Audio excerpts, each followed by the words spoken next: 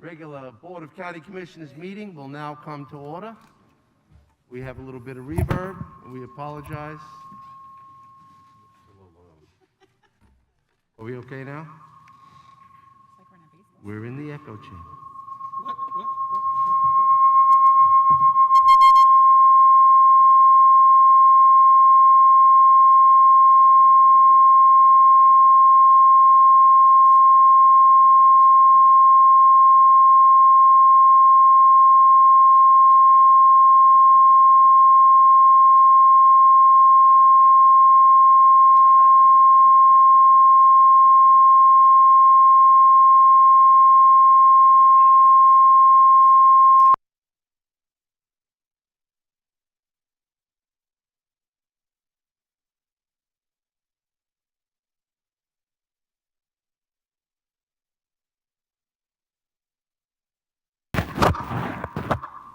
We are live. What's going on? All right. Well, what a great start we had for the new year. And we'll begin with a moment of silence and reflection for the first responders and the members of the armed forces, followed by an invocation by Dr. Christina Moore, Senior, from the Senior Pastor from the REMS Apostolic International Deliverance Center, and it'll be followed by our Vice Chairman leading us in the pledge, Commissioner Peter David O'Brien. Please rise.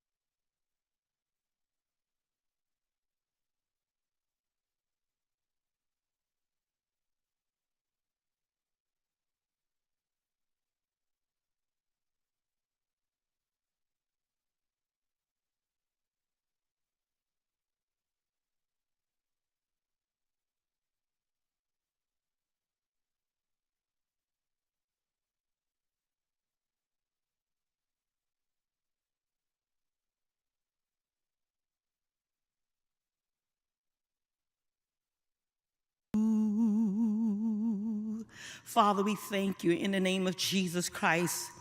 We sincerely need a move from heaven. We need miracles to flow into our nation and into our land. Father, we thank you right now for healing this land. We thank you, God, for opening doors and windows of prosperity. We thank you, God, for opening up windows and doors of deliverance. Father, we thank you to have your way. God, release divine wisdom, divine knowledge, divine understanding, not only to our elected officials. God, bless their home, bless their families. God, bless those scientists and biologists and those that are in the medical field. Give them insight on how to bring a solution, God. We thank you, God, for doing exceedingly abundantly above all we can think and ask for your word said that you are our light and our salvation, and whom shall we fear? We thank you for lifting up a standard of peace against the flood of confusion.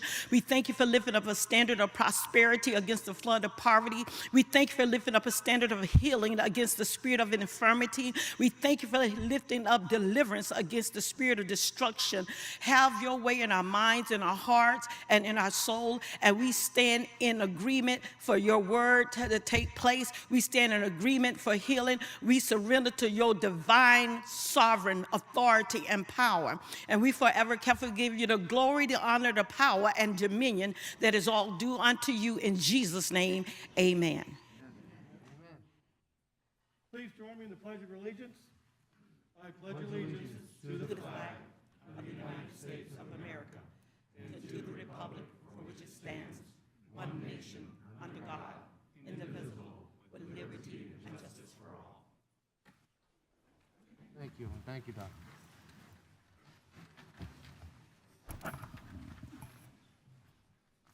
Well, we begin the new year. And I'd like to look at the agenda.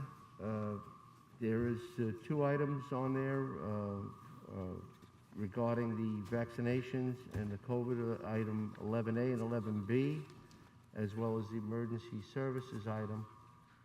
And I'd like to see if we can move that up, just post the consent agenda. Would you like a motion for that? Is there any other changes or adjustments? Just, Mr. Chairman, I'm in full concurrence. Just, I would say the 2 emergency service items would follow 11A, and then we could do 11B, the CARES Act. Yes. And that will get Keystone out of here sooner. Outstanding. There's a lot of people that are anxious for the information. So we need to get that out as soon as possible. Okay, so it's 11A, then 12B, then 11B. Sounds good. Any other changes? Emergency items? If not, Move to approve as amended. Second. that's a motion by Vice Chairman O'Brien, seconded by Commissioner Adams. Any further discussion? All in favor? Aye. Opposed? Motion carries unanimously. Folks, I apologize for the reverb, and I hope that it's corrected as soon as possible. Thank you, Scott. Maybe that was it. Maybe I don't have a mic. Okay, well, without further ado, we have a very special day. We have the oath of office for our constitutional officers, and the Honorable David C. Morgan, our county judge for the 19th Judicial Circuit Court of Florida, will administer the oath and do the honors. We have a lineup today, and we're very pleased. The first one up on the lineup is Wesley Davis, our property appraiser. Wesley's joined by his family. First of all, my Thank you, grandson's very excited to hear the Transformers noise. He's right at home. Well, I'm sure you advised him that we did it for him. Thank you, Your Honor. Wesley, are you ready to take the oath? Yes, sir, I am. All right, please raise your right hand and repeat after me. I, Wesley Davis, do solemnly swear I, Wesley Davis, do solemnly swear that I will support, protect, and defend that I will support, protect, and defend the Constitution and government of the United States the Constitution and government of the United States and of the state of Florida, and of the state of Florida, that I am duly qualified to hold office that I am duly qualified to hold office under the Constitution of this state, under the Constitution of this state, and that I will well and faithfully perform that I will well and faithfully perform the duties of Indian River County Property Appraiser, the duties of Indian River County Property Appraiser, on which I am now about to enter. on which I am now about to enter. So help me God. So help me God. Congratulations. Thank you.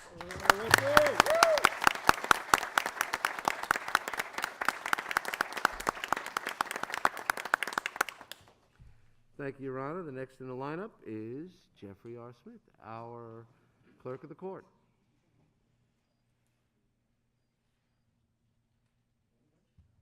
Hey, brother. Glad you made it back from vacation. Yeah, me too. All right, Jeff, are you ready to take the oath? Yes, sir. All right, please raise your right hand. Repeat after me. I, Jeff Smith, do solemnly swear I, Jeff Smith, do solemnly swear that I will support, protect, and defend that I will support, protect, and defend the Constitution and government of the United States the Constitution and government of the United States and of the state of Florida, and of the state of Florida, that I am duly qualified to hold office that I am duly qualified to hold office under the Constitution of this state, under the Constitution of this state, and that I will well and faithfully perform and that I will well and faithfully perform the duties of Indian River County Clerk of the Circuit Court and Comptroller, the duties of the Indian River County Clerk of the Circuit Court and Comptroller, on which I am now about to enter. on which I am now about to enter. So help me God. So help me God. All right, yeah.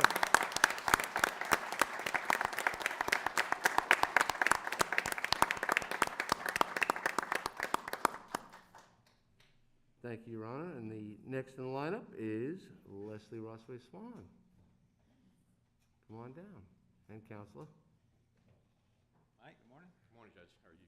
Great. Leslie, you ready to take the oath? You are ready, I see. All right, please repeat after me. I, Leslie Swan, do solemnly swear I, Leslie Swan, do solemnly swear that I will support, protect, and defend that I will support, protect, and defend the Constitution and government of the United States the Constitution and government of the United States and of the state of Florida, and of the state of Florida, that I am duly qualified to hold office and that I am duly qualified to hold office under the Constitution of this state, under the Constitution of this state, that I will well and faithfully perform and that I will well and faithfully perform the duties of Indian River County Supervisor of Elections, the duties of Indian River County Supervisor of Elections, on which I am now about to enter. on which I am now about to enter. So help me God. So help me God.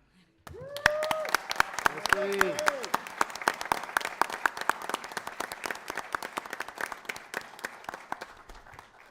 One more to go, Your Honor. Carol Jean, where? The next one is Carol Jean Jordan, our tax collector. Brought the whole family. Carol Jean? Billy, how are you? Outstanding, a Bible. Love to see it. All right, Carol Jean, are you ready to take the oath? Yes, sir. Please repeat after me. I, Carol Jean Jordan, do solemnly swear I, Carol Jean Jordan, do solemnly swear that I will support, protect, and defend that I will support, protect, and defend the Constitution and government of the United States the Constitution and government of the United States and of the state of Florida, and of the state of Florida, that I am duly qualified to hold office that I am duly qualified to hold office under the Constitution of this state, under the Constitution of this state, that I will well and faithfully perform that I will well and faithfully perform the duties of Indian River County Tax Collector, the duties of Indian River County Tax Collector, on which I am now about to enter. on which I am now about to enter. So help me God. So help me God. Congratulations.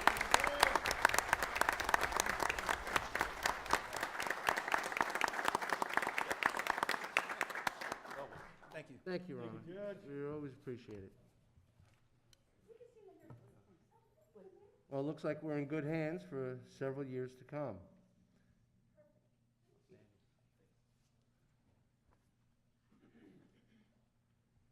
Now that our future is intact, the next item on the agenda is a proclamation honoring Debbie "The Rock" G.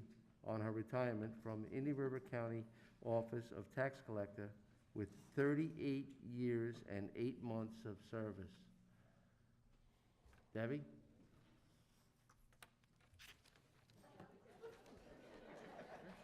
You're not retired yet.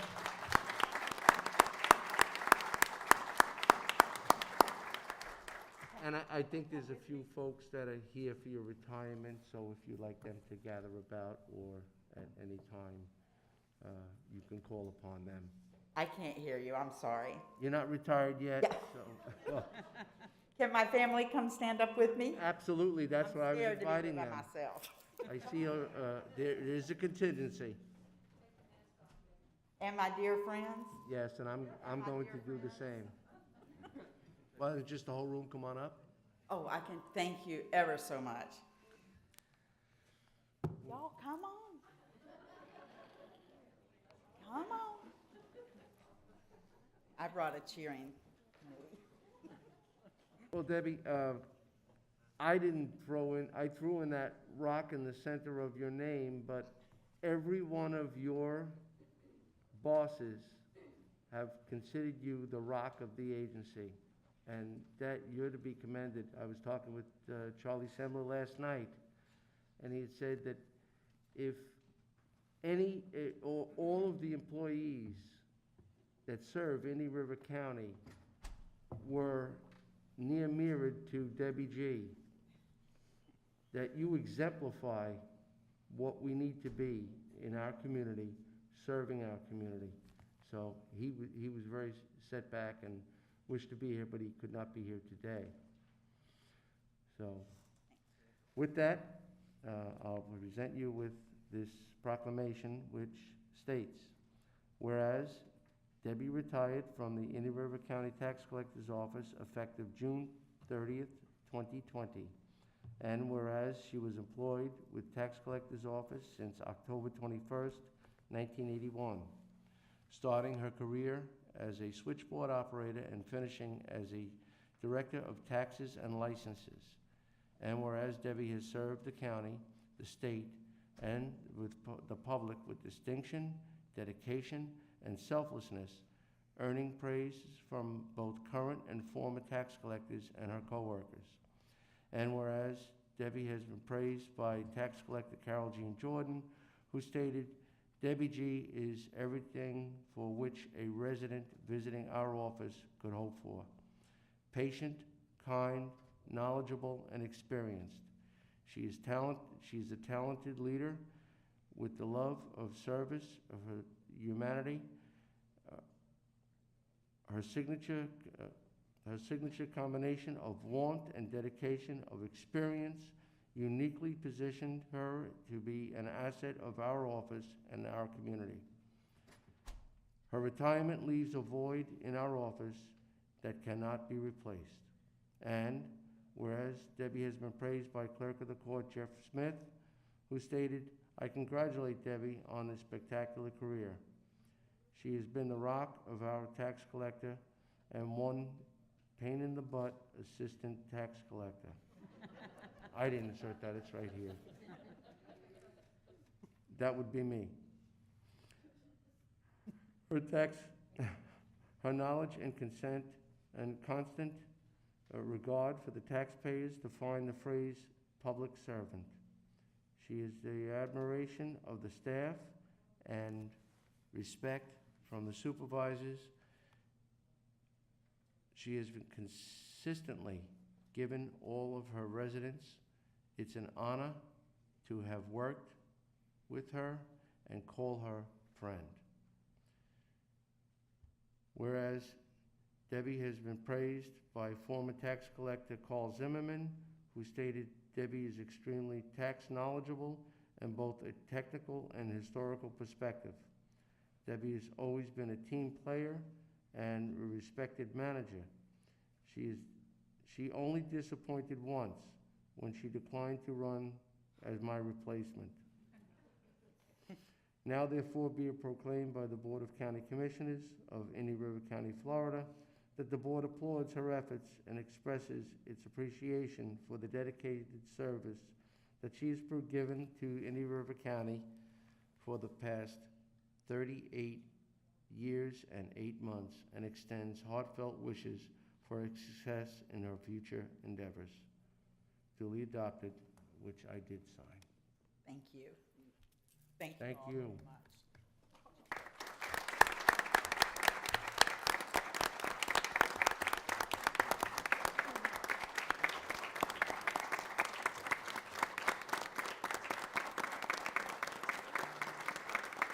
Thank you. Whoa.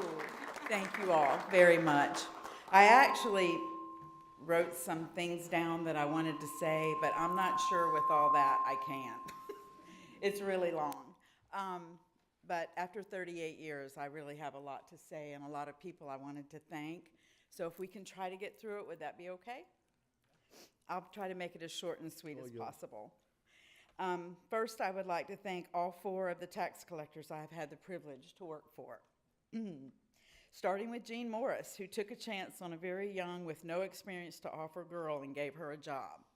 When I started working at the tax collector's office, there were no computers for DMV, so the registrations were hand-typed in triplicate, and I started out as a switchboard operator answering 6 incoming lines that never stopped ringing.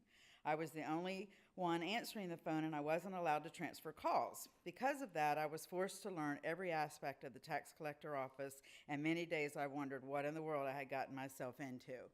But as you can see, I stayed, and because of the lack of modern technology, I learned so much while working for Jean, and it helped me to advance in my later years. Next, it was Carl Zimmerman, who made me step outside my comfort zone and give tax certificate seminars for the public. This presented a huge challenge for me, as I have a terrible fear of public speaking, but he insisted I could do it, and somehow I made it through. To this day, I'm still terrified of public speaking, but thank you, Carl, for your belief and trust in me. Then it was Charles Sembler. Once I got to know Charlie better, I love to tell the story of how I babysat for him once when he was a little boy. And what an ornery little guy he was. And now here he was, my boss. I guess that's small town living at its best. But as an adult, Charlie was a great boss and a true Southern gentleman and has become a trusted and dear friend. I know that without fail, if there's ever a hurricane on its way, I can expect a call from Charlie to make sure everybody's okay and to see if we need anything. That's just the kind of guy he is. And last but certainly not least, that brings us to Carol Jean Jordan. Carol Jean was my first female boss, and I really didn't know what to expect. But after our years together, I have such respect and admiration for her. She has been a wonderful mentor and role model. I so admire how she has worked so hard to promote and advance women, not just in the workplace, but politically and in life. I consider her a dear friend and would always be grateful for the opportunities and the lessons she has taught me. Each of these exceptional people brought their own special personalities to the tax collector's office, but the one thing they all had in common was the faith and trust each one of them put into me. I vividly remember the fear I felt each time the election was over and I was going to have a new boss. And being a single mom without any work experience except working at the tax collector's office my entire adult life, it was very scary not knowing what the future would hold. But as it turned out, each one of you took a chance on me, and I hope I served you well. Each of you will always hold a special place in my heart, and I will be forever grateful for the opportunities that you gave me. I would also like to thank my many coworkers for the years of friendship, loyalty, and hard work each of you have contributed to the tax collector's office and my career. When I speak of coworkers, I don't just mean the ones at the tax collector's office. In county government, there are so many different departments that we must work closely together to help our citizens, and I am grateful for the relationships I have built with many people from different offices, most particularly the property appraiser's office, the county attorney's office, and the clerk of circuit court. So many of y'all have helped me through so much through the years, and I will be forever grateful. I've made lifelong friends with many of you, and many of you are like family to me. I want to give a special thank you to my tax department team. You guys rock. I thought about that when you said that this morning. To each of you, I say a special thank you. I couldn't have had the long and successful career I've had without you. Next, I would like to recognize the citizens of Indian River County. I have made many friendships and acquaintances along the way that have all been important to me, and I have many wonderful memories to take with me because of them. I would like to say to all of the citizens of Indian River County that I've encountered throughout my career, thank you for putting your trust in me. It has been an honor and my pleasure to serve you. And in closing, finally, I would like to recognize the most important ones of all. I want to thank my family, especially Stephen and Gary. Without all of you, I'm not sure I could have made it all these years. Many sacrifices were made throughout the years so that I could get my job done.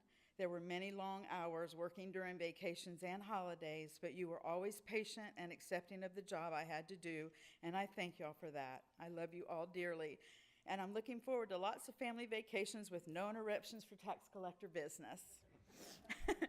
Thank you so much to everyone, and I guess my final words, which for those of you who know me well will expect, roll Tide.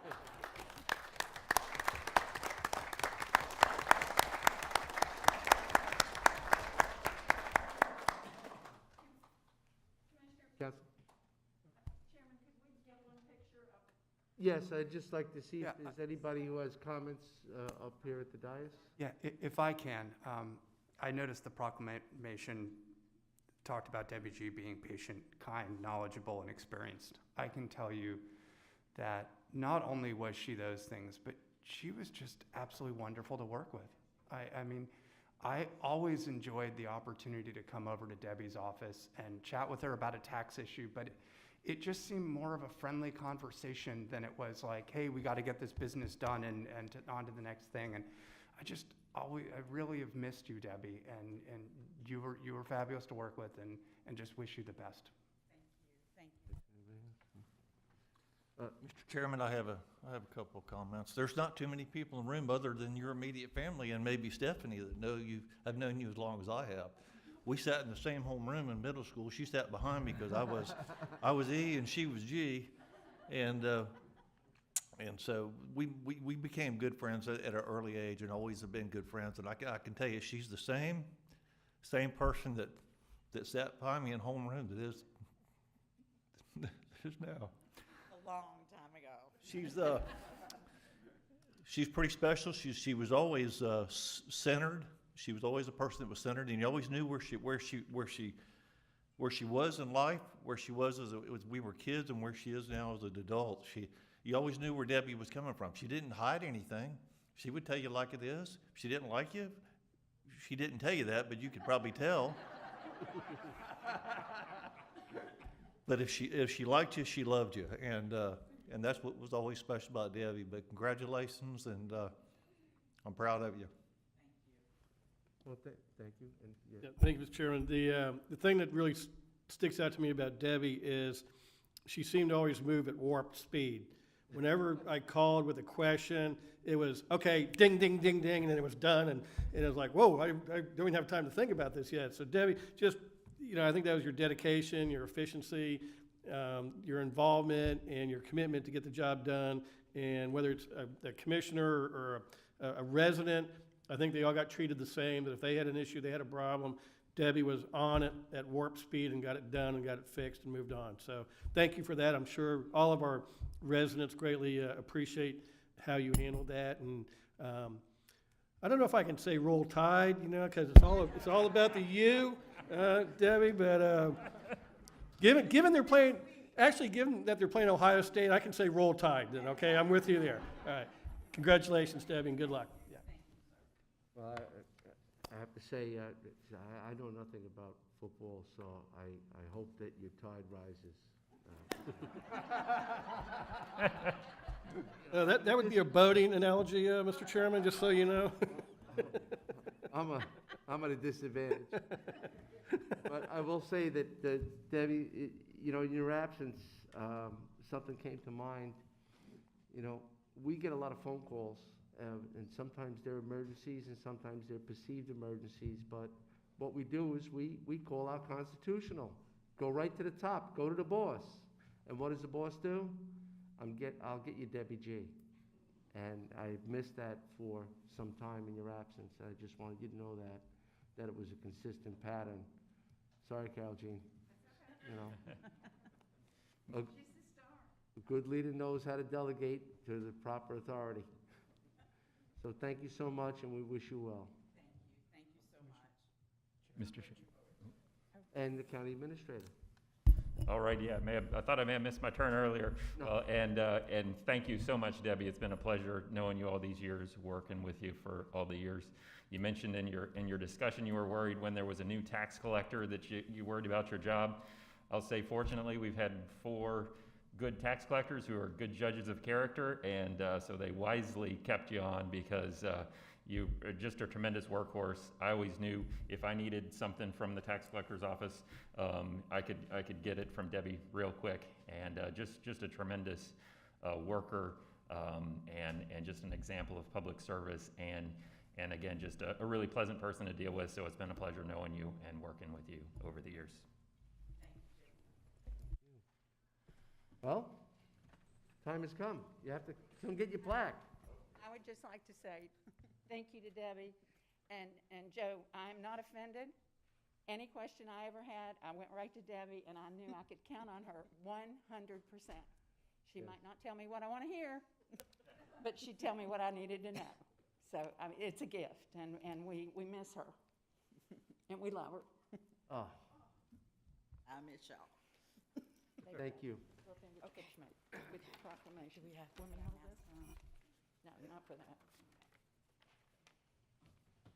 Congratulations. Oh, no, you're not doing this alone.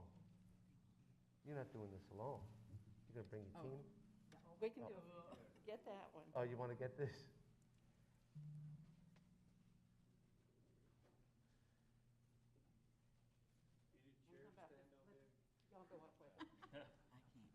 get a family picture, Joe?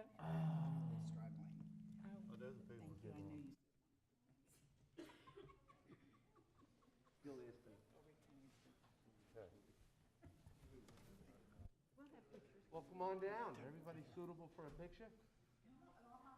Carl, come on, come on. We're gonna need like a couple rows here though, so Debbie, you all step forward some.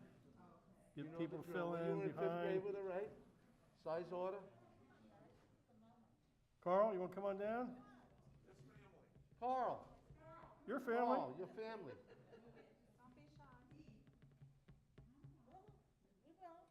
Last call.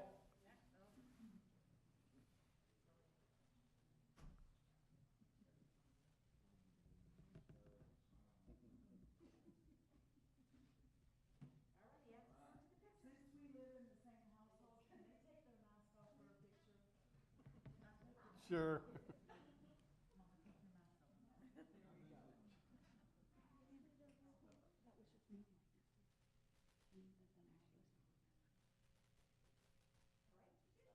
All right. Kevin, how you doing, buddy? How you doing? Good.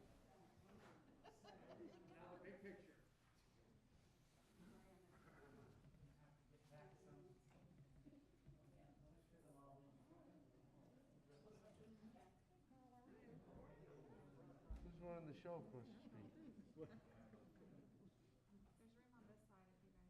Yeah, Yeah, come on down. come a on, bit. slide on down. Slide on down. Keep sliding left. Keep going. Left, left, left. There we go.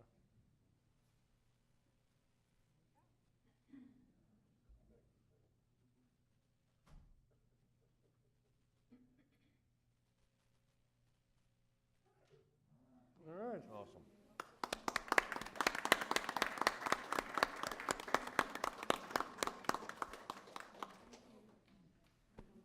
Thank you, Debbie.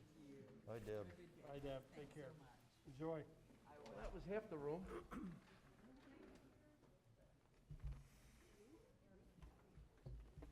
Next item on the agenda is the approval of the minutes for the final budget hearing of September 23rd, 2020. Move approval. Second. Any further discussion? All in favor? Aye. Opposed? Motion carried unanimously. For the clerk, I just barely heard that. I thought it was That was Adams and Commissioner O'Brien. O'Brien and Commissioner Adams. Susan made the motion. Obverse.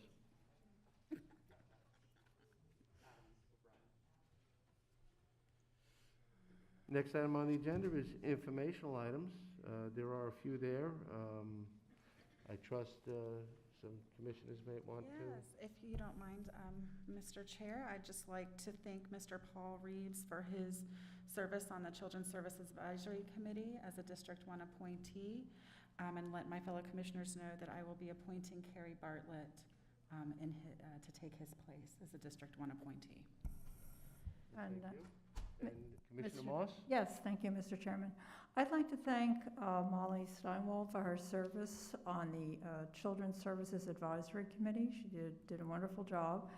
And I'm happy to announce that I am appointing Hope Woodhouse, who has a Harvard MBA and a Heart of Gold, a wealth of experience in this area. She has already served on the committee, so she's looking forward to her continued service, as am I. Thank you. Thank you, Commissioner Moss. Any other discussion on the informational items? If not, we'll move on to the consent agenda. Is there any elements that anybody wishes to pull for discussion? Hearing none. Anybody from the public that wishes to pull anything from consent agenda? Once again, hearing none. Move to approve consent. Second. That's a motion by Vice Chairman O'Brien, seconded by Commissioner Harriman. Any further discussion? All in favor? Aye.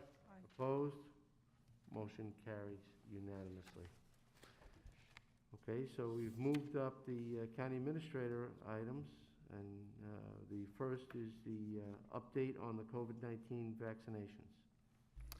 Thank you, Mr. Chair. Today I'd like to have Chief Tad Stone make the presentation on the vaccinations. We also have Miranda Hawker from the Health Department if there are any questions. Thank you. Good morning, Commissioners, and thank you for the opportunity. Just want to give you a brief update on where we are as far as vaccinations go, what we have planned into the future. Back away from the mic a little bit.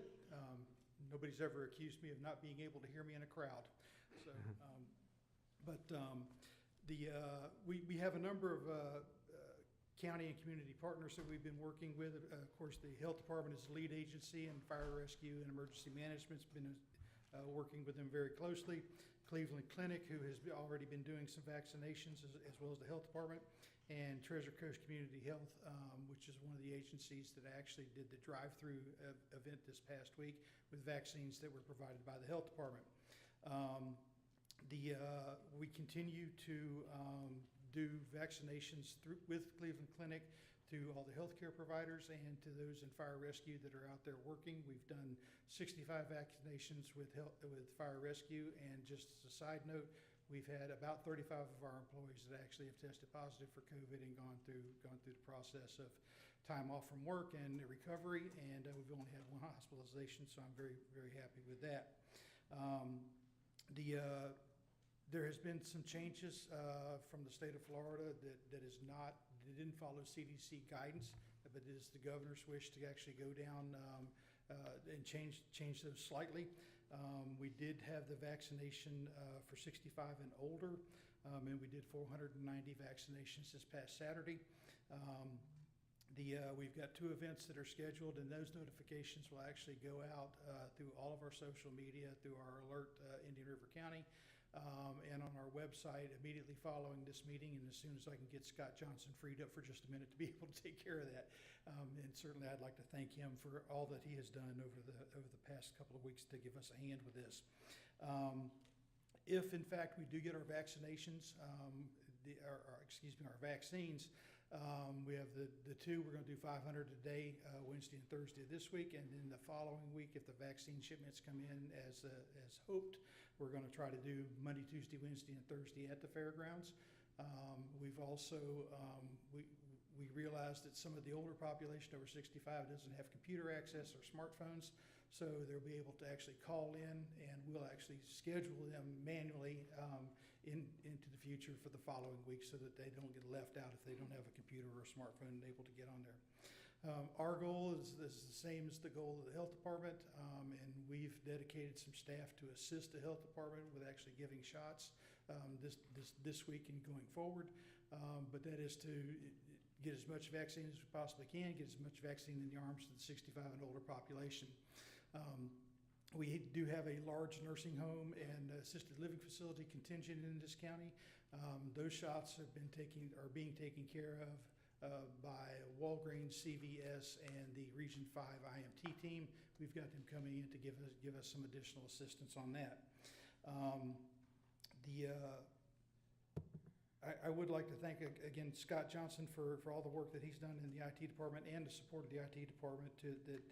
We've had some telephone issues and some computer issues, but they've jumped on those really quickly. Of course, Dylan and Jason for giving us a hand, and all of our community agencies that have helped us so far. Now, I can tell you, and this is going to be a little bit of firefighter nomenclature, but with everything that changes on almost a daily basis, it's almost like trying to nail Jell-O to a wall. We're constantly having to shift, constantly having to move resources, and make sure that we're following the guidelines from the state of Florida as well as the CDC, trying to get the vaccine out. We've got a staffing agency with nurses and some clerical staff that's going to be coming in to give us a hand starting next week. This is the same group that we have a contract with to give us additional support in our special needs shelters. So I'll be happy to answer any questions that you may have, and I've got Miranda right behind me that can actually answer any additional health department questions or vaccine timeline questions. And once again, I'll be happy to answer any questions that you may have. I have a question. Please, Commissioner Moss. Yes, thank you. In terms of the community getting on the list to be vaccinated. Is alertindianriver.com, is that still the fastest way for them to sign up? That is the fastest way for them to get on the list, and the list is, we send them a link to get onto the list. They fill out some basic information that gives them an appointment time every 15 minutes. We do 20 people every 15 minutes so we can get them through the system. Okay. But we'd also do all the social media platforms also, which is, Twitter and Facebook and neighborhood. I'm going to repeat it for the community. It's alert, A-L-E-R-T, indianriver.com. That's, if you go there, you can sign up. I think the big, one of the problems has been communication, and it's been difficult. I know that the message keeps changing, and we're not sure of the supply. The supply for the community is very limited. I think you said last Saturday it was 490 vaccinations were administered. Do you know how many people have signed up? How many people are registered on alertindianriver.com? Oh, heavens. I think it's a little over 30,000 that are currently on that, and I think we probably did another 400 or 500 this past week when people would call in to ask about how the notifications work and get them signed up. So what you're saying, so about 30,000 residents have signed up. Okay. Well, for the community again, that's 30,000. I'm glad you're signed up. The problem is going to be with the supply. The supply is very limited.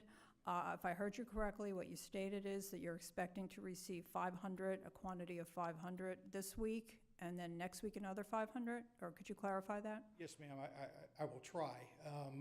We have been tentatively offered almost 4,000 vaccinations, and that's being split in a couple of different directions, some going to healthcare to finish up that process.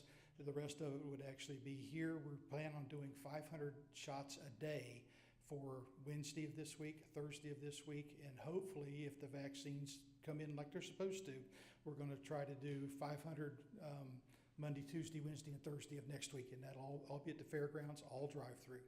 And do you know how the supply line looks for the future? Do you know, I mean, these 30,000 people have signed up, and how long will they have to wait? Do you have any kind of idea of the timeline?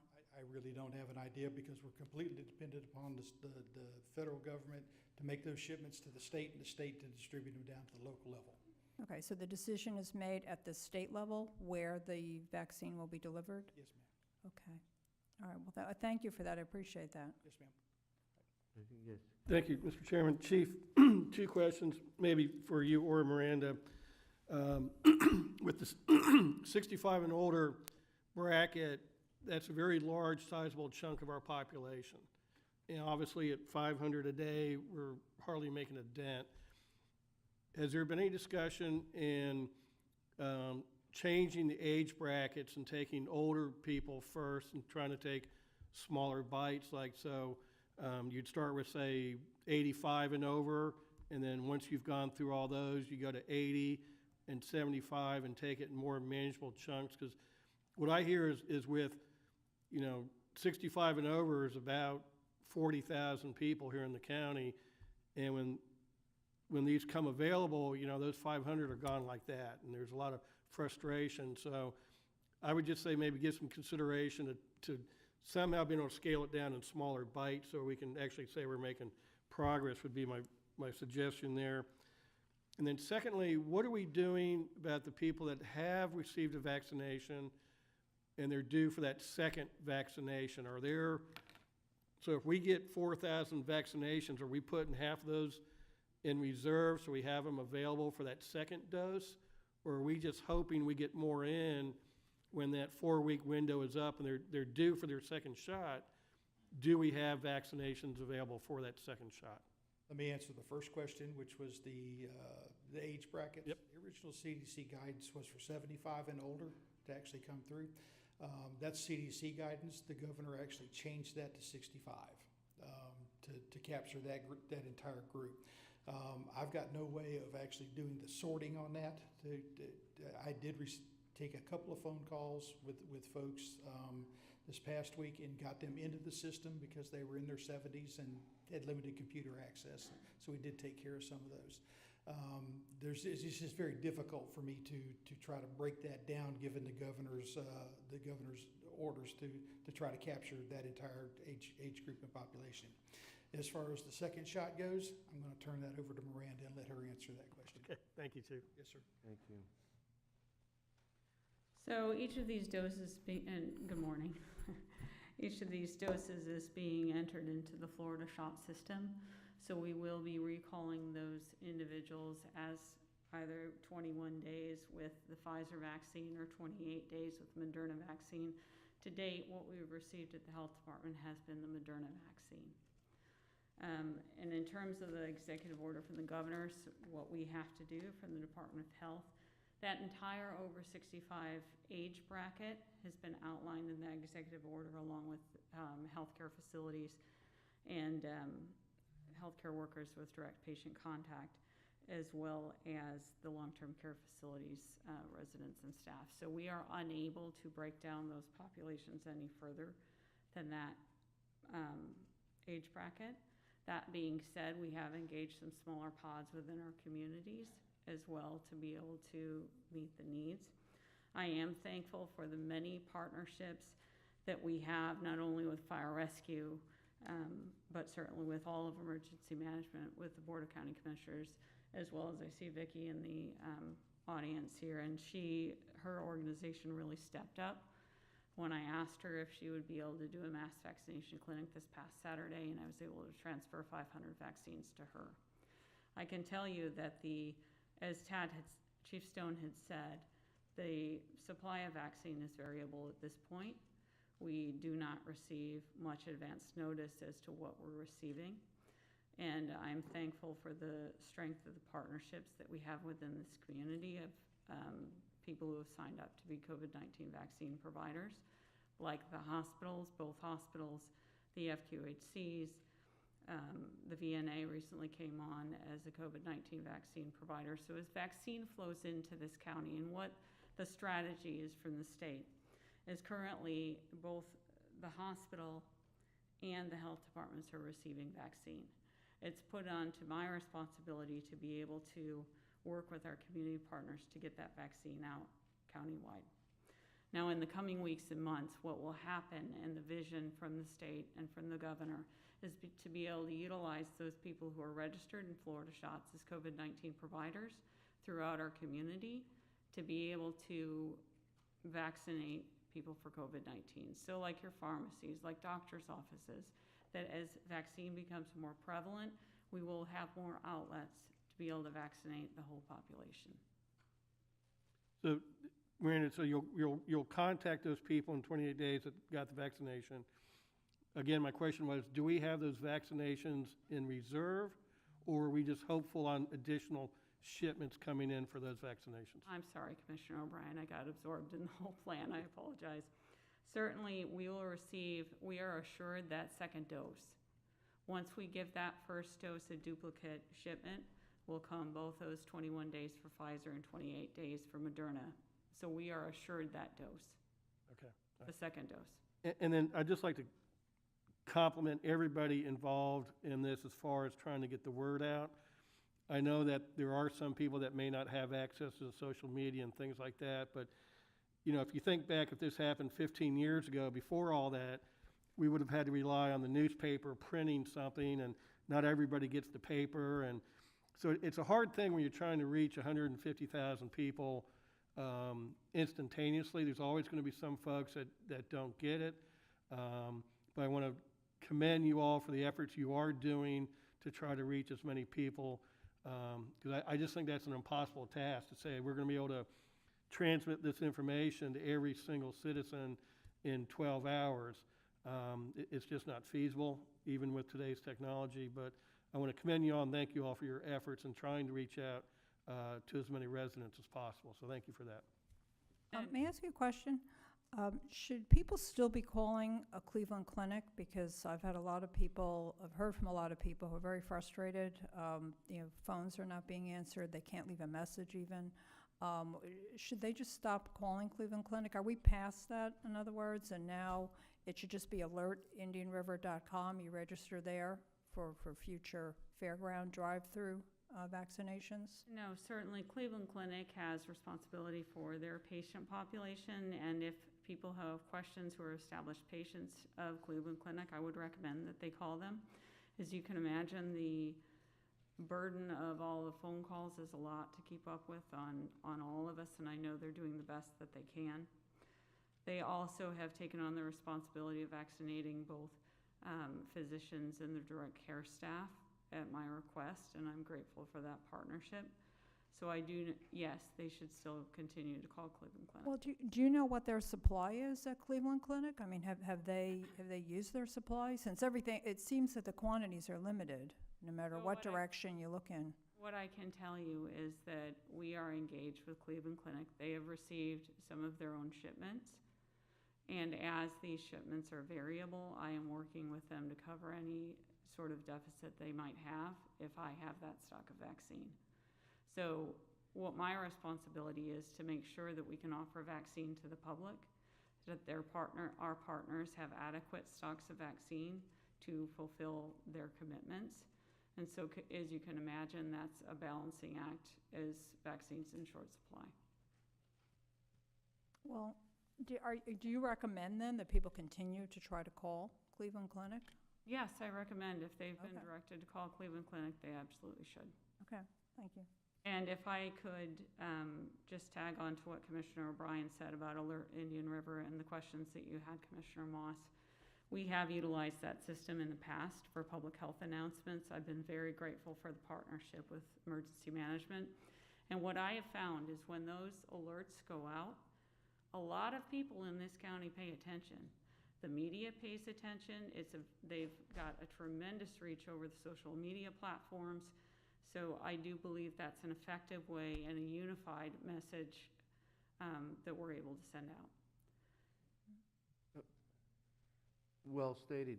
I have to say that when this first came about, this was a very fast-moving target and limited supplies, and the notification came out, and we heard earlier about communication. Well, within the first hour, all slots were filled. All slots were filled at the hospital, all slots were filled at the fairgrounds, and as a matter of fact, I was about to deliver the information, and I got the call that all slots were filled.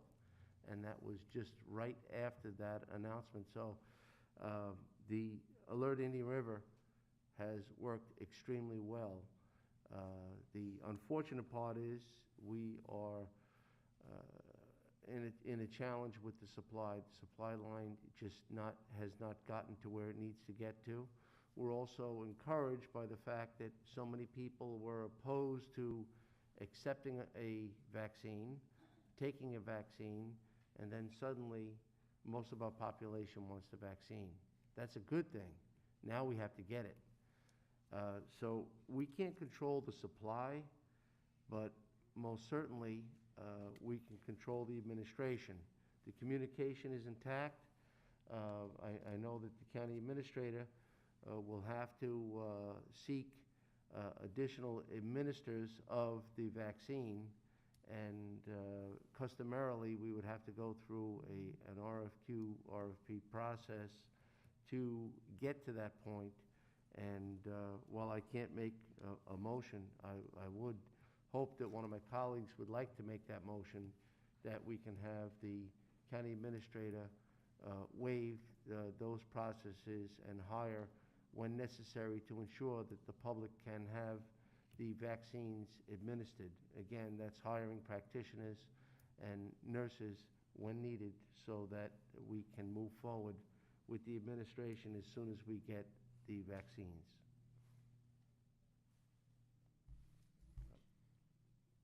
Mr. Chairman, I think the county administrator already has that authority. I don't know if we need an additional motion, but I think Jason, as his role as administrator, can hire additional people or enter contracts as needed, so.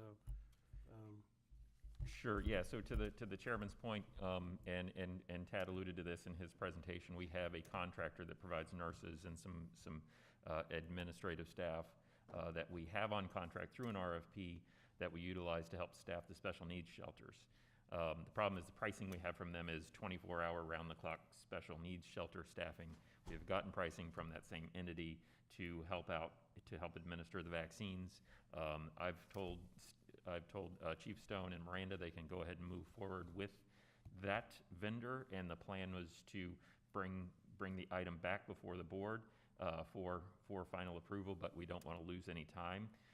So I appreciate the chairman's initiative. If the board would clarify that direction towards staff, that's good. We'll still bring it back and later this month for final approval of that contract. But if the board would provide that general direction, that it's good to move forward, because we want to make sure that we've got we can get the shots in the arms. You know, right now the limitation is the number of vaccines we can get.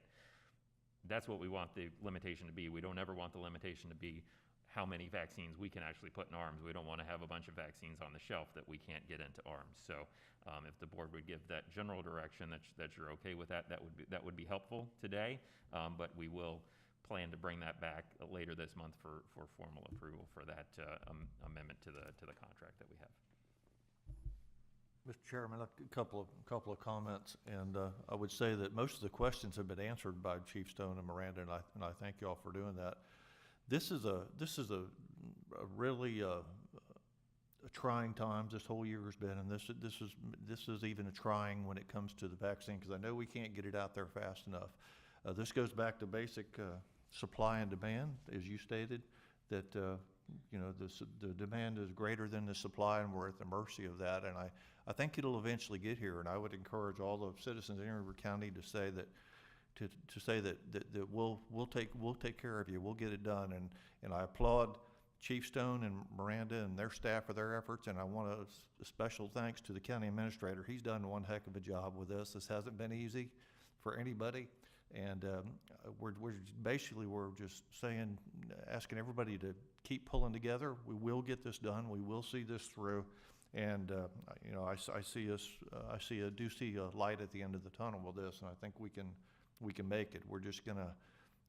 It's going to be trying for a little bit until we get the number of shots that we need for the whole county, and we're talking probably 200,000 shots by the time it's done, and that's a big deal.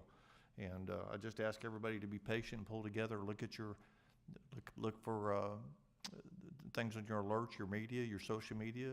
I'm sure we can do newspaper and even television if we have to. I think we'll weigh that on a day-to-day basis. But again, Chief Stone, Miranda, and Jason, I applaud for the efforts y'all done, and I appreciate y'all keeping me up to date and letting me answer questions. I've tried to answer most everybody that sent something in to us or received a phone call. I've tried to make sure I've returned the phone calls, and I think that's important because people are definitely nervous out there. But hang in there, because when times are tough, the tough get going, and I think we're tough in River County, so let's keep it going. But thank you. Yes, thank you. Thank you, Mr. Chair. I do have a couple questions, and I'm not sure who is best to answer them, but I'll throw them out, and you guys can do with them as you please. My first question is, who and how do they who determines and how do they determine how many vaccines to send, the quantity to send to each county? Is that the state? Does anybody know? The state is making that allocation. Are they, is there any kind of process or formula they use for that allocation, or is it more random? No, they're looking at our population. They're also looking at, as the governor outlined yesterday, they're looking at our ability to utilize that vaccine as well. Okay. And then I did listen to his press conference yesterday, and I know one of the things that he indicated was that the hospitals are the direct point of distribution, and then the health departments are supportive to that, is what he seemed to indicate. Is the hospital, are both hospitals receiving allocations, or is it just Cleveland Clinic? So currently Cleveland Clinic has received an allocation, and I believe Sebastian River has as well. In the executive order, both the health department is directed to work with community partners to distribute vaccine, as well as the hospitals. Okay. And then I understand that he has the governor has kind of implemented a use it or lose it type of policy, in that if we aren't going through those vaccines in a timely manner, he's going to redistribute future vaccines to other areas that are. Is that something that is a concern for us? It doesn't seem to be, because we've signed up people very quickly, but. No, I don't believe it's going to be a concern for us. We're probably, for mid-sized counties of our size, we're probably much further ahead than most of them are. I'm not concerned about it being cut at all, because we already have a plan in place, at least for the next couple of weeks and the next couple of shipments, of how we're going to get that out and where we're going to move it to. Okay, thank you for that. And I know we're in the process of trying to message what the steps are that people need to go through to sign up for a vaccination. Yes. Is that something that we are coordinating with Cleveland Clinic as far as the messaging goes, or are they doing kind of their own thing and their own process, and we're doing our own thing, or is it somehow coordinated beyond trying to, help out with vaccination? Well, Cleveland Clinic has taken on the role of taking care of healthcare providers, and not the general public. Okay. They will probably move into that role sometime in the future. But I know when I went in to get mine, because I'm old and I work in a nasty business sometimes. It was busy. It was extremely busy, and there were a lot of people coming in and out of that door to get the vaccinations. So I believe in time that they're gonna migrate to vaccinations in the general public. But their task right now is healthcare. So for the general public, they need to be dealing with the county, with the alert system. Anybody that's in the healthcare field should be dealing through their employer and with Cleveland Clinic. That's correct. Okay. And then we have gotten a couple questions from people who want to know if we have a residency requirement, and if so, how we establish that. Is that something that we have? Is that a concern, or? We asked the question on our alert. I think we've actually taken that off if they're a resident. If you're 65 and older, produce your ID, you'll get the shot. Okay. We can't segregate that out, especially if it's a county or a state-sponsored event. With the one that we had on Saturday, because it was an outside vendor actually taking part of that, we did limit the residency, but now that's basically opened up. Okay. And even if they check no, they're not a resident, it doesn't kick them out of the system. They still remain in the system with a appointment time. Okay. And then my last question, and I know we've kind of gone over it, so I apologize if this is reiterating the process, but can you walk me through step by step what somebody needs to do to sign up for alert? So they go to the website and they put in their email address. They can actually go to the county's main page, and Alert Indian River, it is on there. And if I say Alert Seminole, I'm sorry, it's just old habits. But Alert Indian River is on there. They actually just click on that icon, it shoots them over to the information page. They fill that out, and then they'll actually get the alerts following that. And they have the option of doing it by text message, by email address. There's a number of options that they can get it, or all those options are available to them. And then once a vaccine becomes available in the community, they will get a message either through text or through email that the window has opened and they can go ahead and sign up or make an appointment? That's correct. They have a link that is on that goes out on the messaging, whether it's on the county's main page or whether it's we send out the alerts. There's a link on there that they click, and they just go in and click on an appointment time if we have an appointment time available that they'd like to come in. And like I said earlier, I think we're doing 20 of them every 15 minutes. That worked out very well for us this past Saturday. Good. So just signing up for the alert system doesn't put you on a list. What it basically does is put you on a list for notification when you can make an appointment. That's correct. So you would need to continue to stay in touch or aware of your emails or text and kind of watch out for when those windows open. That's correct. Okay. In the future, are we looking at possibly being able to, once the supply becomes a little bit more stable, schedule out into the future appointment times? Or is this are we gonna do it this way once we know we get them, we'll send out an alert, and then it's kind of a first come, first serve? We would like to be able to schedule way in advance. Our biggest problem right now is that on the best scenario, I may get 7 days notice that we're getting vaccine from the Emergency Management Office in Tallahassee. And they won't even project any further out than 7 days as to when you may get a shipment or what that shipment may look like. So I hate only planning for a week ahead, but right now I'm just kind of stuck. That's as far as I can go, is a week at a time. No, and I understand that. I think some of the concern or the angst in the community is, it's kind of like I was talking to Jason yesterday. It's kind of like the hot concert is coming up, and the tickets are getting ready to go on sale on Ticketmaster, and you got to stay online and keep calling and calling and calling to get your ticket. And for, you know, high school kids that want to do that, it's awesome. But for somebody in the 85-year-old range, they're not going to stay on the phone that long trying to get through. It causes frustration. I know that we are kind of bound by that process right now because of the way it's coming to us from the state, and we're kind of trying to deal with the little bit of information that we're getting and put it out there as efficiently as possible. But I guess I just say all that to say I would hope in the future, as some of this works itself out and the state kind of gets a better handle and the federal government on what's coming through, we're able to kind of make a more efficient process, or a less angsty kind of process. And I don't know the answer to that, but I just throw it out there for what it's worth.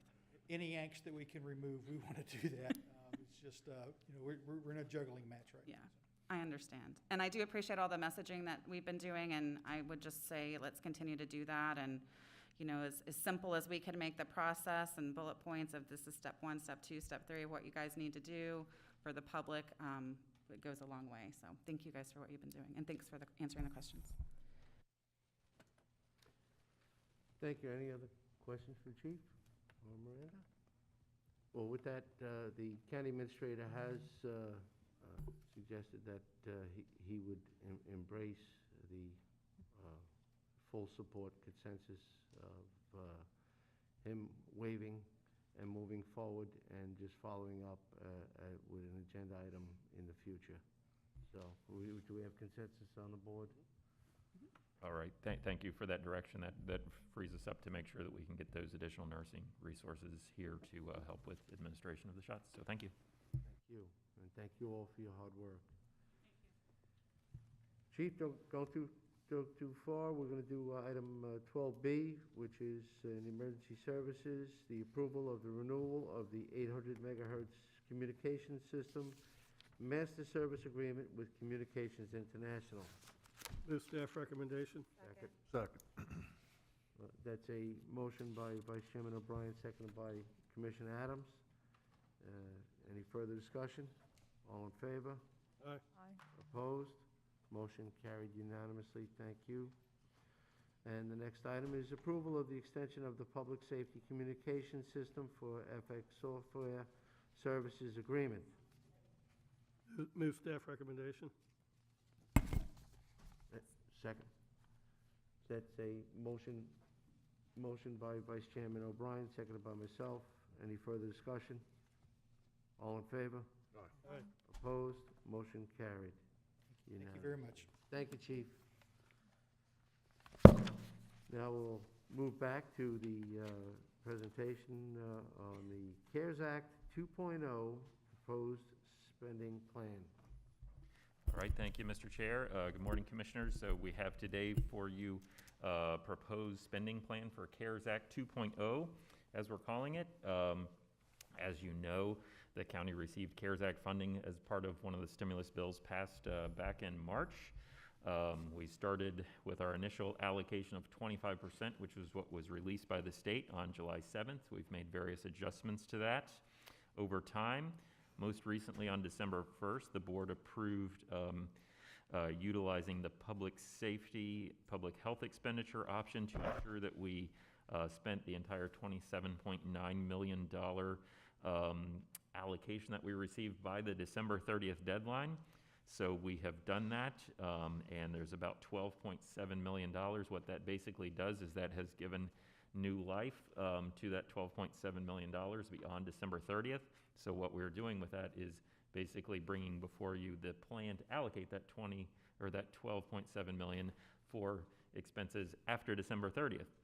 I will note that the most recent stimulus act, the $900 billion act that was passed by Congress and signed by the president, I believe, in the last week, actually extended that deadline to December 30th, 2021. However, we've already committed, and our intention is to have all of those expenses submitted for December 30th, 2020, last December 30th. So we have the plan here before you, which basically will take that $12.7 million, enable us to use those funds on COVID response for the community to serve the public and help those in need. Long story short here, the overall allocation is about another $400,000 for municipalities, $700,000 for constitutional officers, $3.8 million for BCC expenses, about $800,000 for the health department, $1.5 million for economic development, $5.2 million for those community support expenses like the rental assistance program. So we reached out to all of the partners that we had worked with previously, from our municipalities to the various nonprofits and the health department, to see what additional funding they would need for their post-December 30th expenses. So we heard back from them, from the municipalities in varying amounts. City Bureau requested another $42,000, Orchid another $7,000 for PPE and cleaning both of those. City of Fellsmere has requested $210,000. I would say there's a little issue there. The majority of that is $175,000 for 100% of the police officers' payroll. What I would submit is I would rather use that as a placeholder for them to do like we've done, to hold that $175,000 to use for COVID-related expenses. I did talk to the city manager about a broadband study to help with that, which has become an issue that has been highlighted by COVID, and it's become more acute with people teleworking and doing distance learning. So staff would be supportive of utilizing some of those dollars for something like that, as had been requested by the city of Fellsmere. The city of Sebastian, I think, requested another $150,000. And that is mostly for PPE and their response, and then another $50,000 their mortgage and rental assistance program. We've worked with our constitutional officers, primarily the sheriff's office, with a significant amount of additional COVID-related expenses. The BCC expenses, we've got some additional PPE cleaning, IT expenses to facilitate more, teleworking and socially distanced meetings at places like our libraries and IG Center. We have in here educational campaign, $45,000 has been set aside for that. What we have been doing so far on the educational front, we've done some PSAs, radio, and print, as well as our social media and outreach to the traditional media. Initially for masks, most recently for promoting the rental assistance and mortgage assistance and the small business assistance program. I would see that educational campaign continuing on, potentially to make residents aware of the small business and mortgage and rental assistance, and hopefully some informational campaigns about vaccines also going forward. Particularly if we can get some predictability, we can utilize some of these funds to do some additional paid advertisement for those types of efforts. Next, the health department. They have requested $791,000. That's largely to support their work to provide the COVID vaccine going forward. Staff is fully supportive of that. Other healthcare providers, Treasure Coast Community Health, they had received 100,000 in the CARES Act 1.0, and they've utilized those dollars. We had reached out to them initially to ask if they needed more. They said they've got some other funding sources for testing, so they didn't have that need. I will say there was a question about whether they could receive reimbursement for some of their time for administering the clinic like we did last Saturday. I told them that staff was supportive of that. So I see that as a revision in the future. If they have funding needs for that, that we want to get our arms around how big that is, how many weeks, how many opportunities for vaccine clinics, and bring back a revision for that to fund that, because they have been a good partner, and we want to have as many oars in the water getting that vaccine out. So we'll likely have a revision to that to provide them some funding from CARES Act 2.0. Does that mean, do we need to put in a placeholder amount for them today? Well, I would say we haven't fully allocated everything. There's about $200,000 left unallocated. I think we could utilize those unallocated dollars for that. I think that should cover their needs. And I just want to quantify that. I don't know how often they're going to be used, how much they're going to need, but just basically gave the blessing to make sure that we could get that done Saturday, and then going forward, however much we need. If the board just gives, kind of like with the nursing contract, if you can give some general direction that you're okay with that, then we can work with them to finalize that number, and we'll bring that back to the board. Also, in addition to Cleveland Clinic, who received some funding for testing services, Whole Family Health has been providing free testing to residents throughout this time. However, they've received other funding that is beginning to run out. So they had requested funds, about $80,000 for the next 3 months to support their testing, which again is free is no charge to the person paying. If you have insurance, they will charge the insurance, but there is not a copay, and those that do not have insurance would receive testing without charge. Next is economic development. So our primary effort here has been the Small Business Assistance Grant Program. We had allocated $750,000 to this program. The City of Vero Beach, with their CARES Act allocation, allocated $120,000 of that, so that they basically sent that back to us.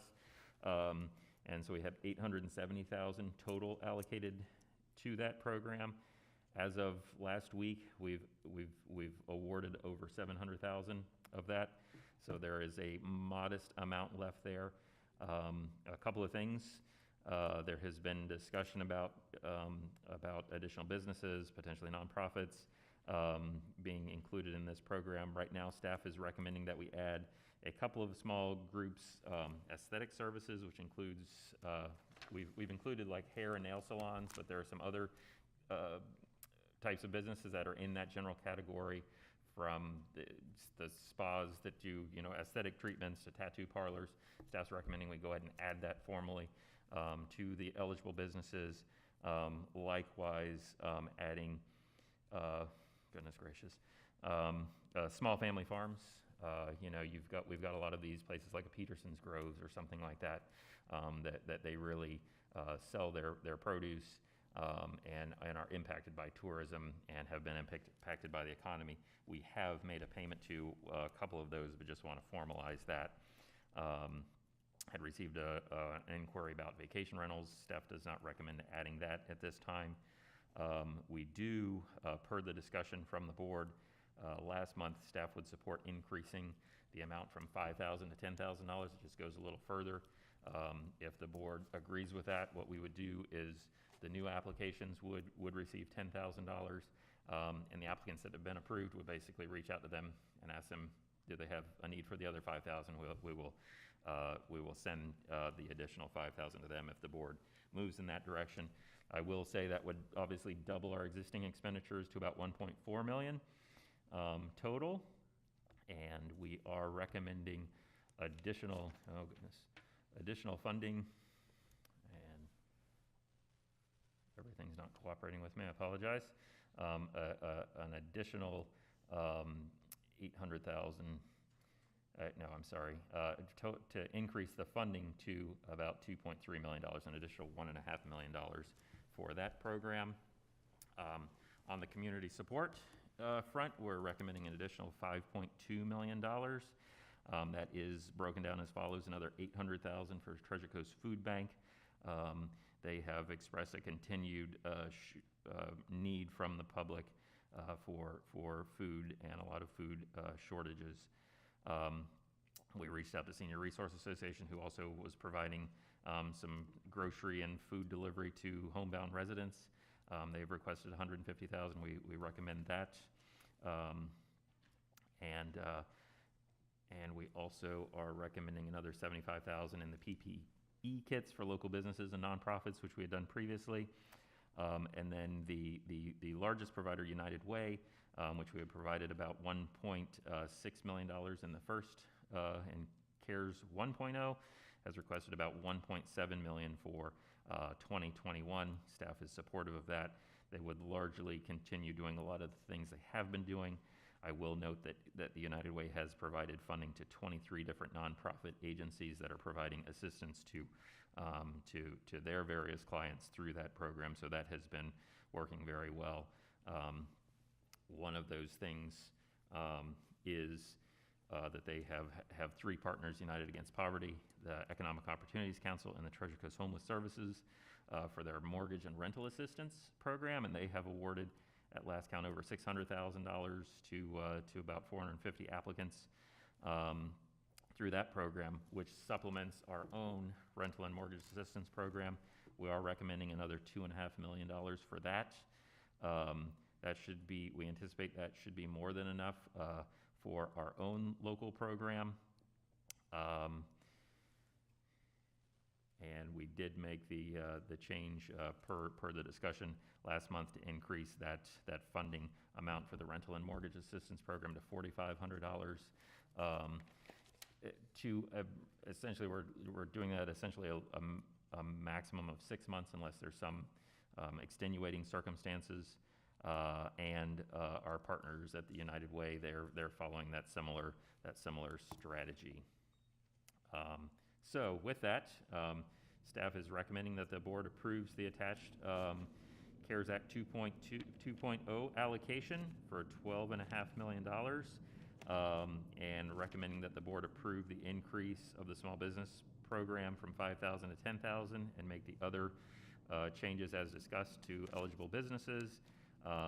We also recommend that the board approve contract extensions for all of our existing partners. Like the CARES Act, those agreements expired on December 30th. We would like to extend those all to September 30th so that we can continue using that same agreement. And then we also request that the board, recommend that the board authorize the amendment for the contracts for the various different partners, from the cities to the nonprofits and the health department, for the amounts as discussed in the agenda. And we would recommend that that the board authorizes the county attorney's office to work with the health department to amend their annual contract that we have with them, to include those funds in their annual contract, and approve any of the other contracts as needed. So with that, I'll stop talking and open back up to the commission for any discussion or questions. Thank you. Thank you. Vice Chairman O'Brien. Just very well done, Jason. I want to commend you and staff and everybody that's worked on this. I think the emphasis on making sure we have the rental and mortgage assistant was one of my priorities, and I think we've covered that well. I'm also very supportive of the fact that we're utilizing the United Way to work through with the nonprofits. I think they have their thumb on that pulse, because they're constantly working with them in the first place. So I think that's a good avenue to keep that going. So I'm very supportive of that. And I'm good with the up to $10,000 for the business assistance. I think I've heard from some businesses and they're very appreciative of the $5,000, but given as long as this is going, it just hasn't been enough to get them through. So I'm supportive of all that. So I'm all in favor of all the recommendations staff has put forward. If you'd like a motion, I can make that motion now. So go ahead and move staff recommendation with the changes and allocations and the additions to the small business program, the change from 5 to 10,000, and a couple other things that Jason mentioned in his recommendations. Does that, I'll second that. I do have a question again on those. does that include for nonprofits? You know, grants for not including them? I think they could be included within the 1.5 million. Is that correct? Economic development money? Or- The board could make a determination of if you want to fund nonprofits or not through the small business program. If we wanted to provide additional assistance to nonprofits beyond what we've done, they could be added to that small business grant program. Staff hasn't recommended that, but that's clear. You know, the board can make a policy determination on that. We could work that in. There are a couple of different intricacies that you don't measure a nonprofit the same way you do as a for-profit business, so we'd have to kind of tweak that, and we would have to probably bring something back to the board to finalize exactly how we would measure that, but that's up to the board to make a policy decision on that. Well, I would recommend that we consider that at least, or discuss it. The small nonprofits really determine the character of the community. You know, that's our sense of community. I think we want to support them through this period of time. I mean, I certainly do. They're struggling. They're not, very few of them that I've spoken to, they're not well endowed like some of the large nonprofits. They're not well heeled. They're doing the best they can, but they need our help just as the small businesses do. We don't want to end this period of time and look back and realize that we let important things in our community die. And that's what we're doing. If we don't help the small nonprofits, we're just, they're going to die during this period of time. We don't know how long it's going to go, and it's not a lot of money. I mean, I would say, at least do 5,000 for them if you want to start with that. I think they're a very important part of our community. I know there's someone here today. Heather Stapleton is here from the Citrus Museum, and perhaps if you wish, we could invite her to speak. I would just suggest that. Well, I think that if we are going to talk about funding nonprofits, there's a couple things. One, you can't treat them as a for-profit business, so you have to have a whole separate process. Two, most of the nonprofits that needed help through this have received that through the United Way. They funded 23 nonprofits. I believe the Citrus Museum Vera Heritage did receive some dollars for air conditioners through that money that we were from the United Way. If this is something you guys want to discuss, my concern is that how do you weigh what a nonprofit has been impacted versus a for-profit business? Because there are lots of nonprofits in our community that aren't actually working within our community.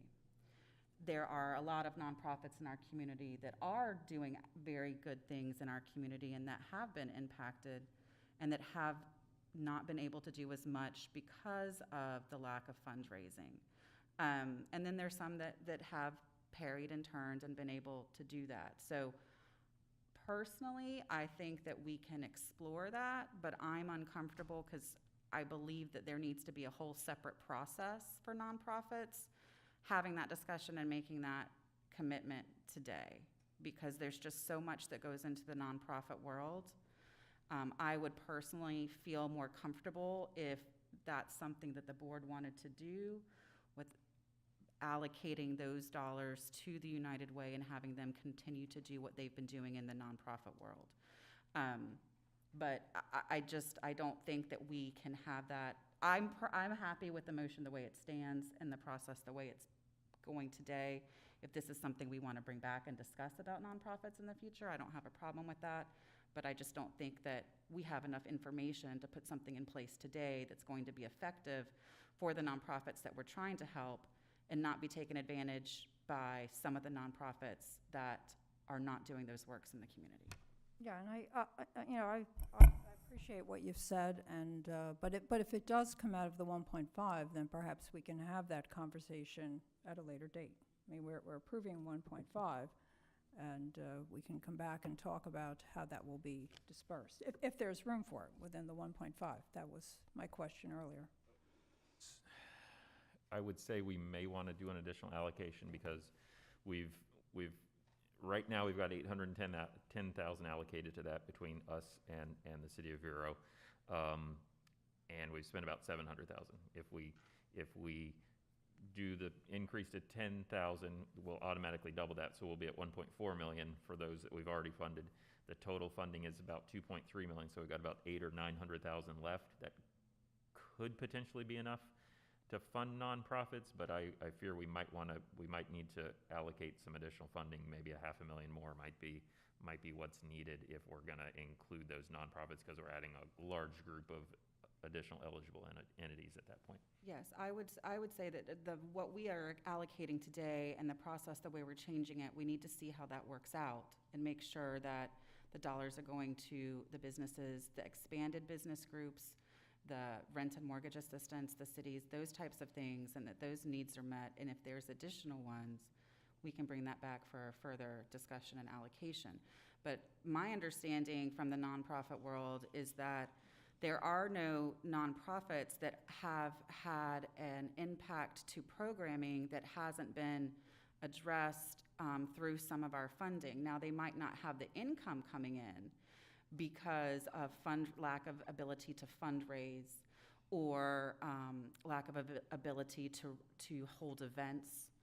But as far as that impacting programs being performed by the nonprofits in our community, those nonprofits have been either given direct allocations of dollars from our CARES Act funds, or they've been given allocations through other programs and groups that we have funded to be able to address those things. So I don't think that there's a lack of programs being performed by nonprofits. I think the problem with some of the nonprofit groups is the same as the problem with our for-profit businesses. The money is not coming in for whatever reason, but it is not impacting their ability to perform projects and programs within our community. Yeah. I have a separate question on the City of Vero Beach amount. You know, since they returned actually a substantial portion of their amount, so that their total, as I figured, which actually went to them, is $225,736. It's nowhere near the 610, since they gave back 3 large amounts, or at least at the current time. Considering that this was unanticipated and we're now moving this funding into this new calendar year, if the city has a need for this, an unexpected need for this during this coming calendar year, can that funding be positioned, so to speak, as the last dollar spent? So if they kind of held the way you're holding money in reserve for Fellsmere. So I'm just wondering, not as a reserve the way Fellsmere has requested it, or the way you've quantified it, but just in effect a reserve, because no one expected it to go to this calendar year. That's unanticipated. I mean, the funding, or necessarily the entire situation, COVID. So I just want to be sure that they're covered. I think that the city's been very magnanimous in returning hundreds of thousands of dollars to the program for us to administer, and I just want to be sure that they're not hurt by their own generosity. And if I could just clarify that, in mid-December, I was at a meeting. I spoke to Police Chief Curry from Vero Beach, and also Chief Touchberry and Mark Mathis from Fellsmere. And I explained to them, this was after we had taken the vote to use the balance of funds to pay our emergency responders, and then we'd have those funds available going forward to continue the CARES Act. So I did emphasize to them, if you do have excess money, go ahead and turn it back to us, because whatever that total number is, we're going to use it to continue CARES Act funding programs. And so I think they may have done that, because I told them if you guys need more, we'll be glad to give it back to you then, but let's not lose any because we don't allocate it by December 30th. So I think in the case of the City of Vero Beach, they said, yeah, we'll go ahead and return what we haven't spent, but we may still have needs going forward in 2021. So I think I'm fine with City of Vero and Fellsmere giving them more allocations, because I think the key thing was we didn't lose any money. It didn't go back to the Fed, so we still have it available to utilize within our community. So I think that's the key important thing. And if they can use that allocation, I'm all for giving them a chance to use it. Okay. Thank you. I had one other thing that we might want to consider. I'm looking at under BCC expenses, the educational campaign. We have $45,000 down for that. One of the things we're hearing is there's a problem with communication in getting the word out there, and we've talked about perhaps using different venues. I know we're on the radio, and I think that that's great. But in this coming calendar year, perhaps we'll want to do other things. I'm wondering if we might want to increase that a bit. That's a pretty low amount. That doesn't buy a whole lot, $45,000. Do you have any suggestions on that? I'll ask Mr. County Administrator if he has any thoughts on that. And what exactly is $45,000 buying us? What, if you know, or if you can give some kind of idea? So I can tell you it's costing about a little under $15,000 a month, I believe. Kristen, correct me if I'm wrong, for our radio ad programs. And what that is that runs on five of the local radio stations. It's a good cross section. There's a talk radio. There's a classic rock. There's a country. There's a pop station.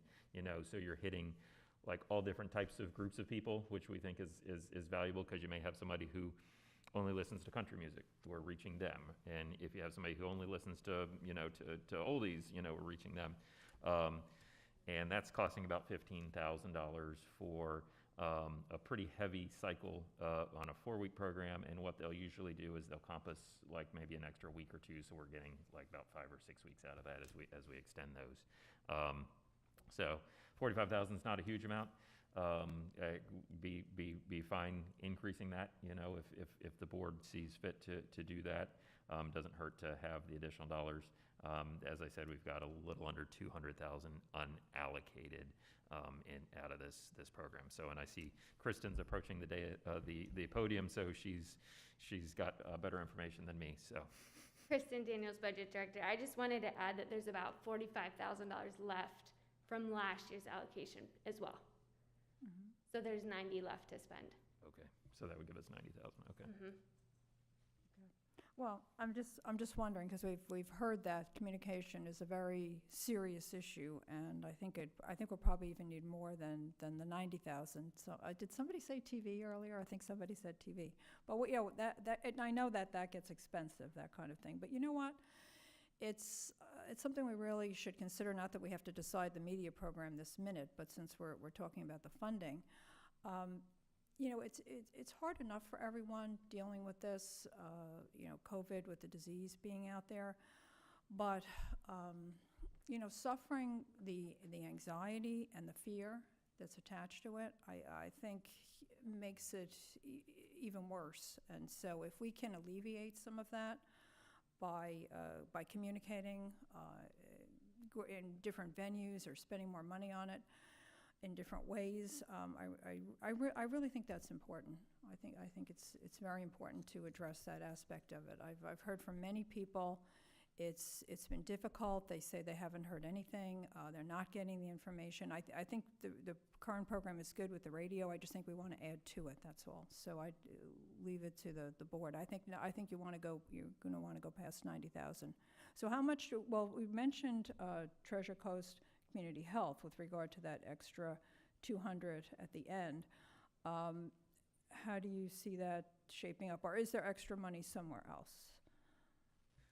So the first spot is that rough, a little under 200,000 that's left that we could use. I would say we've set aside a lot of money for the rental and mortgage assistance. We're a long ways away from spending that. We've recommended another $2.5 million. we might not need all of that, so that would be probably the next place to go should we have a shortfall, whether it's on advertising or City of Vero or City of Sebastian or somebody coming back and requesting additional money. I think that's where we'd be looking at going on those. Okay. So we will have funding, you think? I mean, there will be a source for it. Should we decide to spend more money on the media? Right. I think if we needed more money on media, we can find those funds. I do want to mention we've done a small amount of print advertising with the Press Journal, TC-POM, and the Vero News, and I think maybe one other to supplement that as well. So trying to reach various different media groups, and I will add fortunately we have Kathleen Keenan, who's joined us as our communications person, started yesterday. So she's probably got some better ideas than I have, and so hopefully we may have some additional opportunities there. Okay. I just had one other question on the food bank. They're receiving quite a substantial sum of money.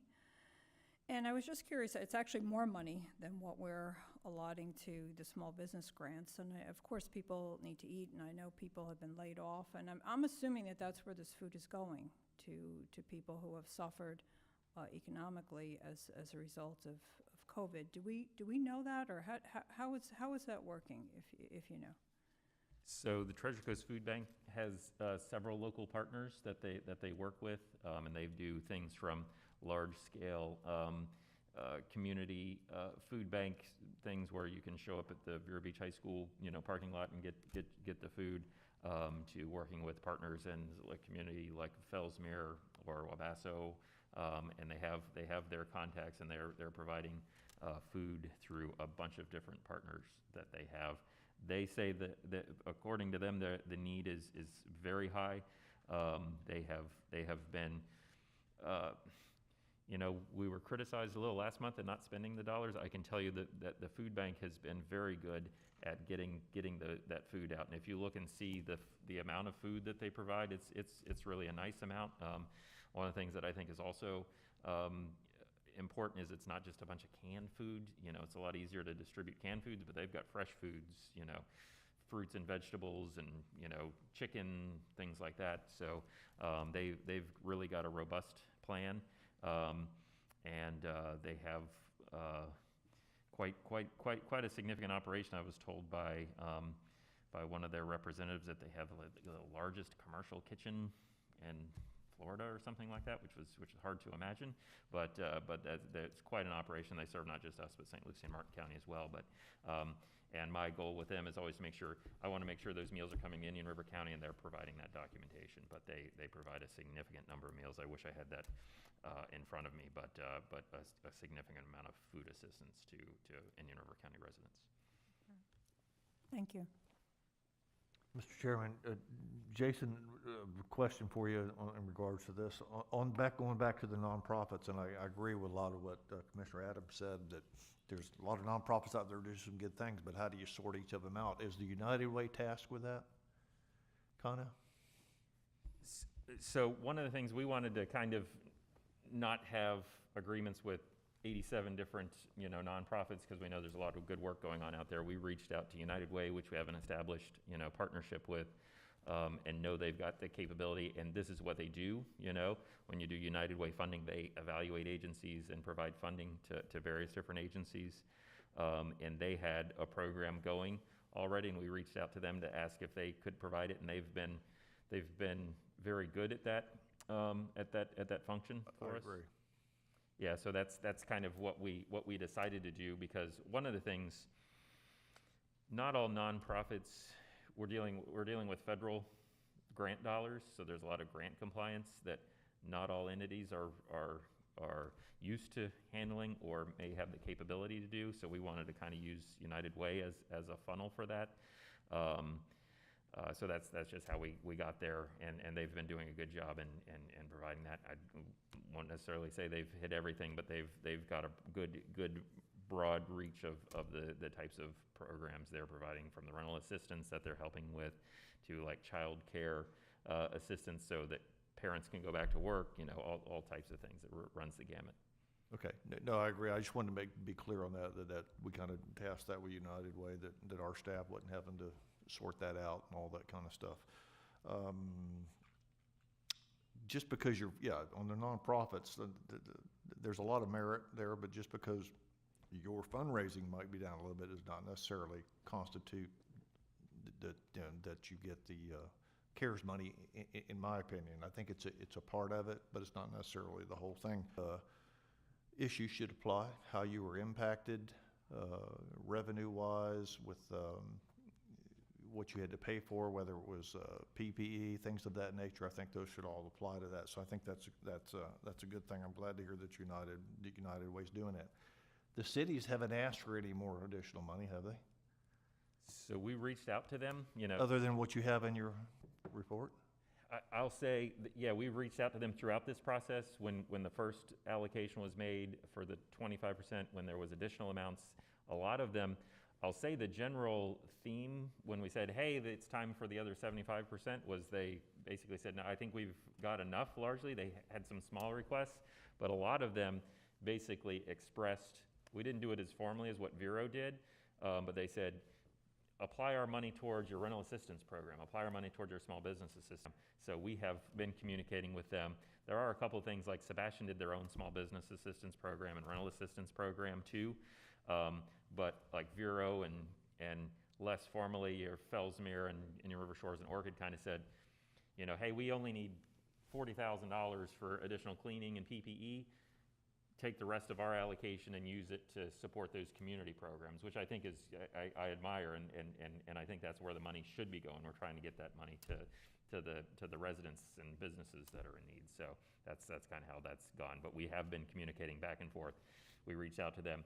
We asked them most recently in early December, hey, what are your needs for 2021? Can you tell us what they are? And so this is what we've gotten back from them, has been presented. The county has recommended that, what has basically been received from the cities. Good, and I would again kind of echo what Commissioner O'Brien said. Thanks for your work on this and your staff's work on this. I know this is not an easy task also. It's absolutely kind of amazing that we can do this. So like I said, Mr. Chairman, I was glad to second Commissioner O'Brien's motion on this. And we've had good discussion, and it's all yours. Anything further? Yeah, just to clarify, my motion was that any nonprofit funding would be through the United Way allocation, just to make sure that's clear. And I would suggest, Jason, haven't we in the past put a little flyer out in our utility bills? So I think if we did want to try a different angle, maybe, and we could coordinate with the city of Vero and their utility customers, but between all of those accounts, one, we would be hitting renters, because they would get a water bill if they're renting the house, so they would get information on the rental assistance, and it'd also be going to business owners that have a water account. So might want to look into just a little flyer going out in the utility bills and coordinate with Vero for their utility customers, and have a unified message going out. But I think that would be one way to hit a lot of people fairly inexpensively, I think, within our allocation. So, but that's all I have, Mr. Chairman. Thank you. Well, we have a motion by Vice Chairman O'Brien and seconded by Commissioner Ehrman. I'm sorry, can we repeat the motion, please? Basically, the motion was Jason's staff recommendation with the allocations as proposed, with the increase in funding for the small business assistance program from 5 to 10,000, the changes to eligible businesses in that program, the agreement with the Whole Family Health Center for the provision of COVID-19 tests, and the extension and amendments to all of the existing CARES Act agreements that we have in place and are presented here in the backup, and the allocations to the agencies as presented. Okay, so basically everything we discussed here now. Other than any funding to nonprofits would be through the United Way allocation. That the motion is not adding nonprofits to the list of eligible businesses for the small business assistance program. Okay, so you're proposing adding nonprofits to United Way? No, just the existing nonprofits that have already working with United Way and have been funded. If a nonprofit wants to apply a new one, they would go through the United Way. Well, I'm in favor of everything you say, except I thought we said we were going to come back and talk about nonprofits another time. I mean, when we had That'd be something we could bring up We could bring it up. Figure it out. at a different time, yeah. The motion is what it is. And Okay, no, that's fine. I just needed the clarification. I appreciate that. Thank you. But you, Commissioner? No, I think the nonprofits should be handled differently, so I'm not in agreement. That's why I needed the clarification. That's fine, that's what makes a board. Thank you. Thank you. Once again, we have a motion by Vice Chairman O'Brien, seconded by Commissioner Ehrman. Any further discussion? Is there public comment on that? Yep. Okay, can I? Please. Thank you. I just want to point out that the United Way, although it's a nonprofit, the CEO makes over $1 million a year. And that's a lot more money than anyone in this room makes. So, I think a lot of the people would prefer not to have this sort of aid privatized and would prefer to have it dealt with by the county itself.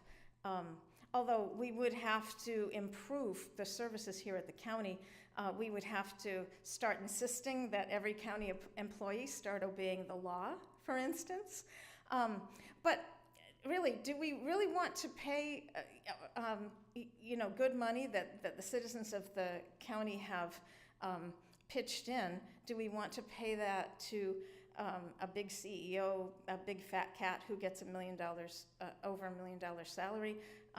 I think that's something that the public really would like to reconsider on. So I personally object to giving any money at all to the United Way, simply for that reason. And I think that we could better use that money keeping it right here instead of sending it to a big CEO somewhere that's out of the area. Keeping it right here in the community and hiring good people to take care of it, and people who are accountable to the county. So that's my comment on that. Thank you very much. And I'm also on the agenda, but I think I missed it because Thank you, we Ms. weren't. Cooney. No, we'll let you know, your item will come up. Okay, thank you very much. And just for clarification, the CEO of the United Way, our local CEO, does not make $1 million.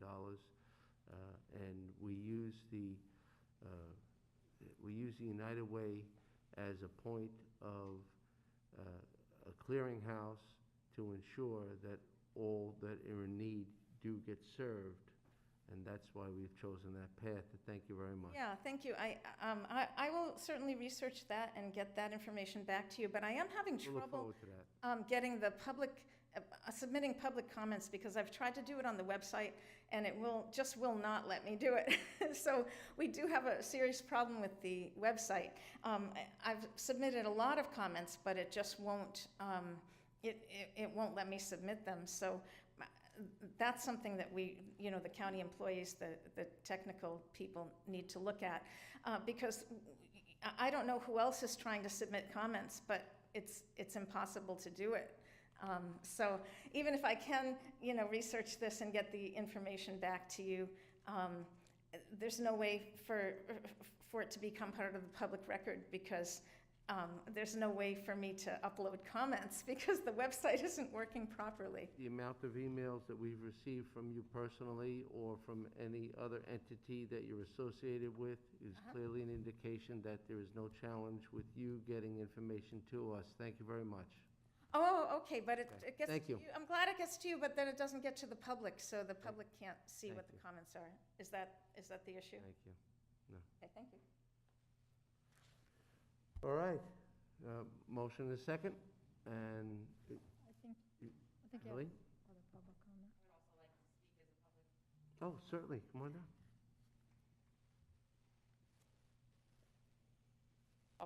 Happy New Year, everyone. Happy New Year. It was very exciting for me to hear that you're willing to talk about nonprofits and possibly.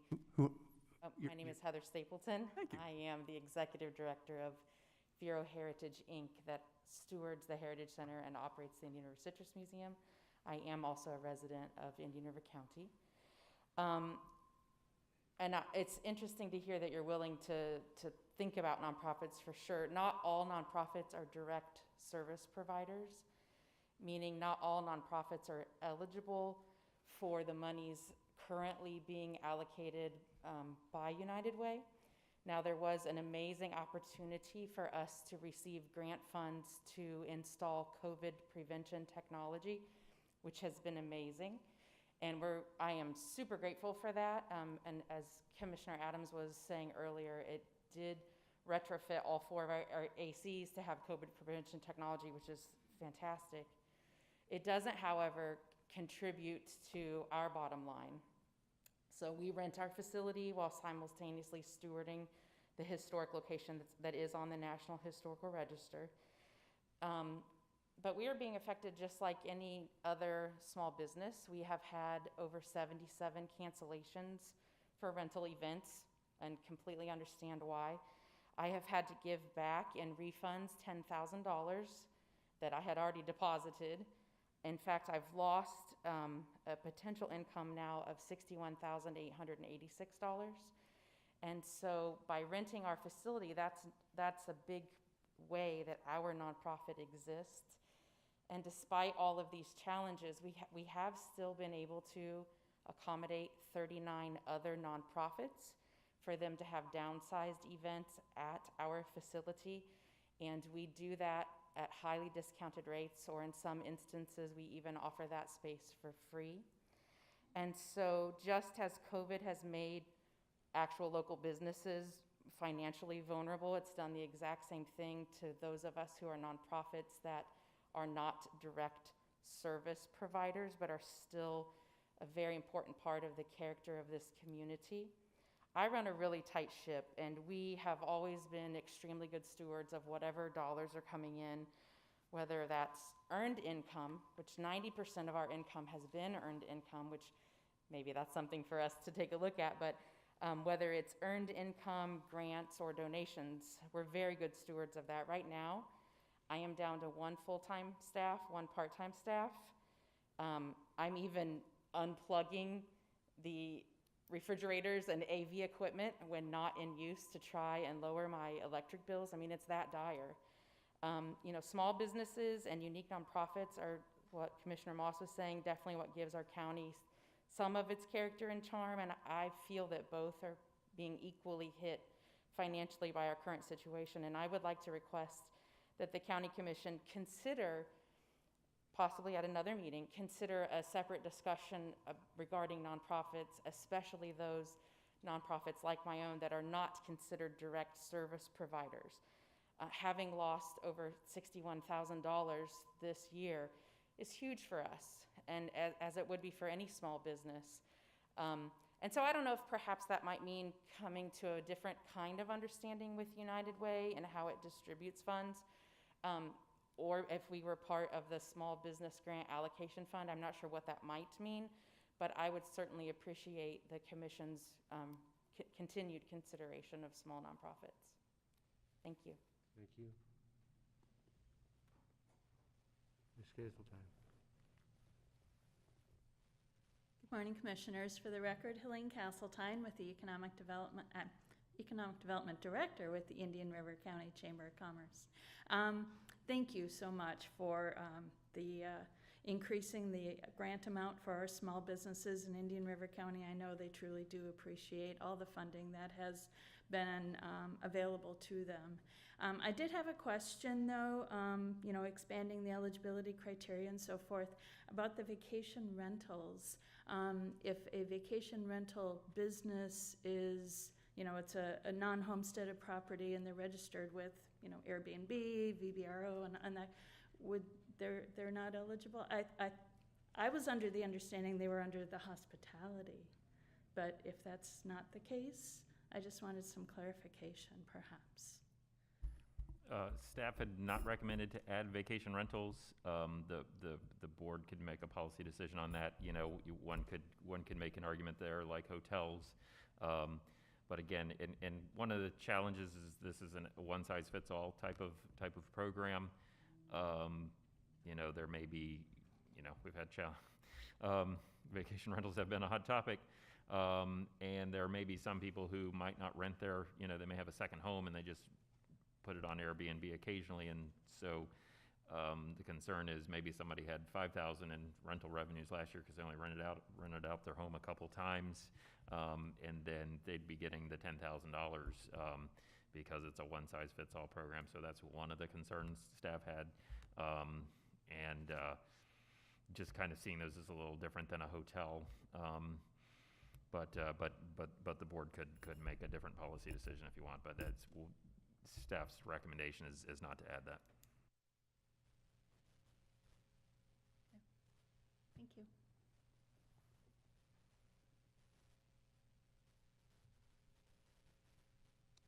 Is it? Anything else? Okay, we have anyone else wishing to speak? We have a motion on the floor and a second, and no further discussion. All in favor? Aye. Opposed? I'm opposed for the reason previously stated. I hope that we will do right by our small nonprofits. Motion carries 4-1 with Commissioner Moss dissenting. At this time, we'll take a brief recess.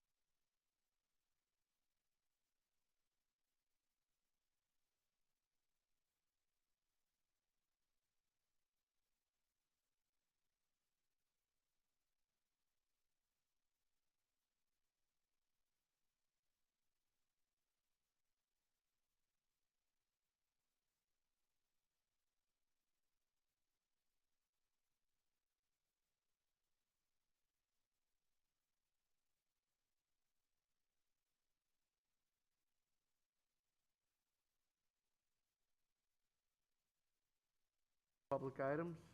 We have a public hearing, which is the public hearing for the amendment of Section 100.03, amendment or repeal of ordinances of Chapter 100.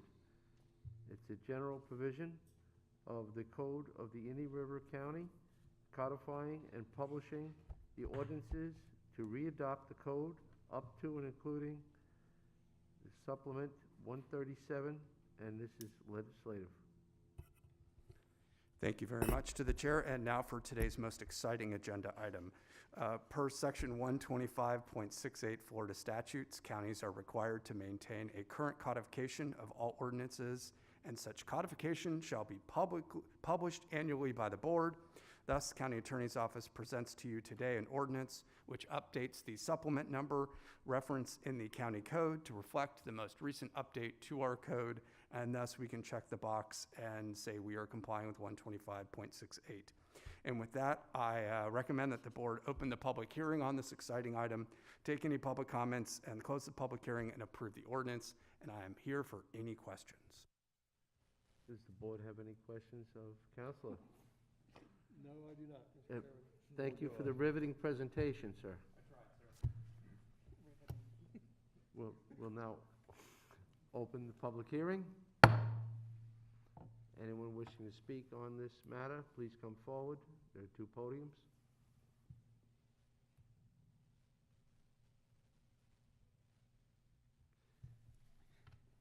Seeing none and given ample opportunity, this public hearing is now closed. Move staff recommendation. And that's a motion by Vice Chairman O'Brien, seconded by Commissioner Adams. Any discussion of the board? All in favor? Aye. Opposed? Motion carried unanimously. Thank you very much. Fine job, Counselor. The next item is amending Section 401.07 of the Indian River County Windborne Debris Region and Basic Wind Speed Map of Part 1, Standard Codes generally, of the Chapter 401 Building Codes of the Code of Indian River County to adopt an amend the wind speed map. This is legislative in nature.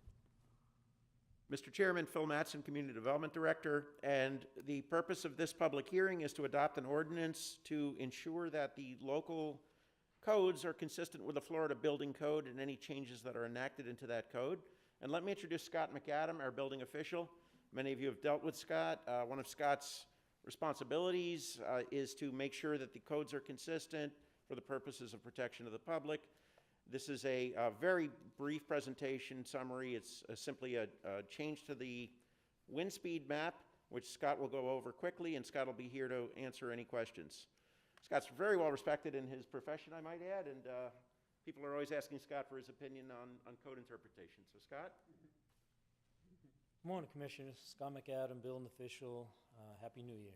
Happy New Year, Scott. So Phil said it was brief, so I do have a pretty brief presentation. So what you have before you today is a proposed ordinance to adopt the new Indian River County wind speed maps. So the maps are mandated by the state through the new Florida Building Code, the 2020 7th edition Florida Building Codes, and those codes went into effect December 31st at midnight, so just last week. The main purpose of the ordinance is to have the county establish specific wind speed lines. According to the Florida statute and Florida building codes, the exact location of the wind speed line shall be established by local ordinance using recognized physical landmarks such as major roads, canals, rivers, shorelines, wherever possible. So the risk categories have changed a little bit. So previously we had one map that covered all 4 risk category designations. So now we're going to have 2 maps, one map for risk categories 1 through 3 and one specifically for category 4. So category 4 is for essential buildings and structures. The wind design speed values mile per hour were increased, providing an enhanced building design related to the importance of the use of the building. So staff recommendation is for the Board of County Commissioners to adopt the proposed ordinance amending section 401.07 of the Code of Indian River County, approving and amending wind speed maps exhibits 1 and 2, the Indian River County windborne debris region and basic wind speed maps, and here for any additional details or any questions. Thank you. Anybody from the board have any questions of our building official? Did Phil, did you go out and take these wind speeds with your? With a kite? I'd let Scott go on You the make Scott do traditional, it.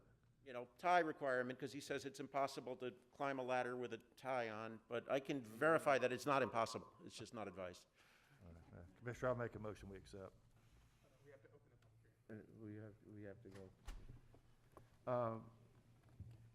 Scott, one question is our requirements, regulations, and applications consistent with Metro-Dade, for example? Has there been any change? What exactly are we increasing that would be relative to the public to be aware of going forward? Okay, great question.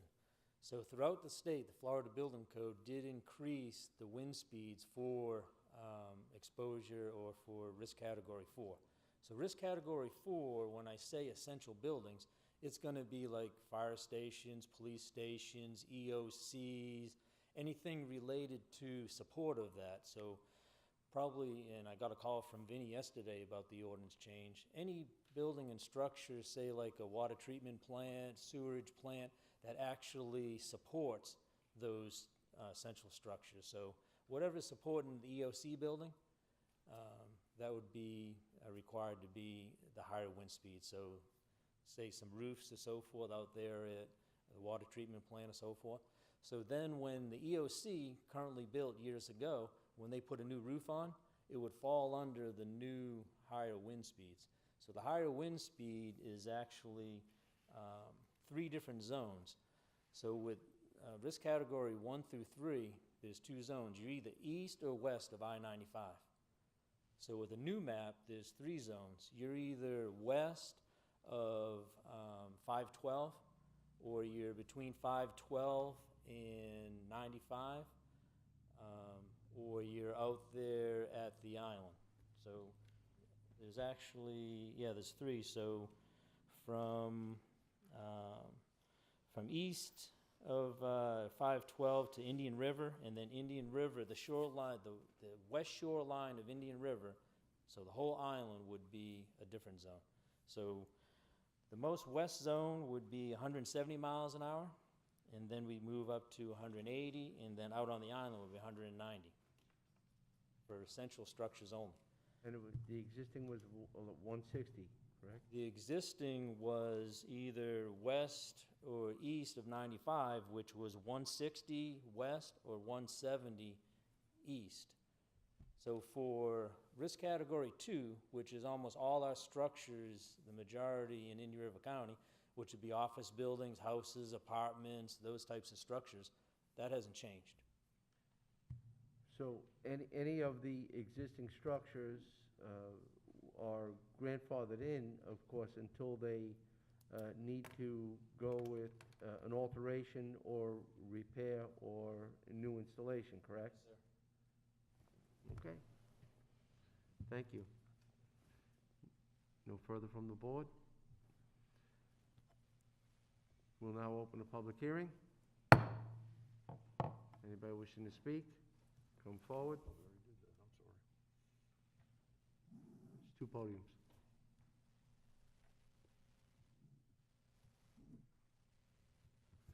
Seeing none and given ample opportunity, public hearing is now closed.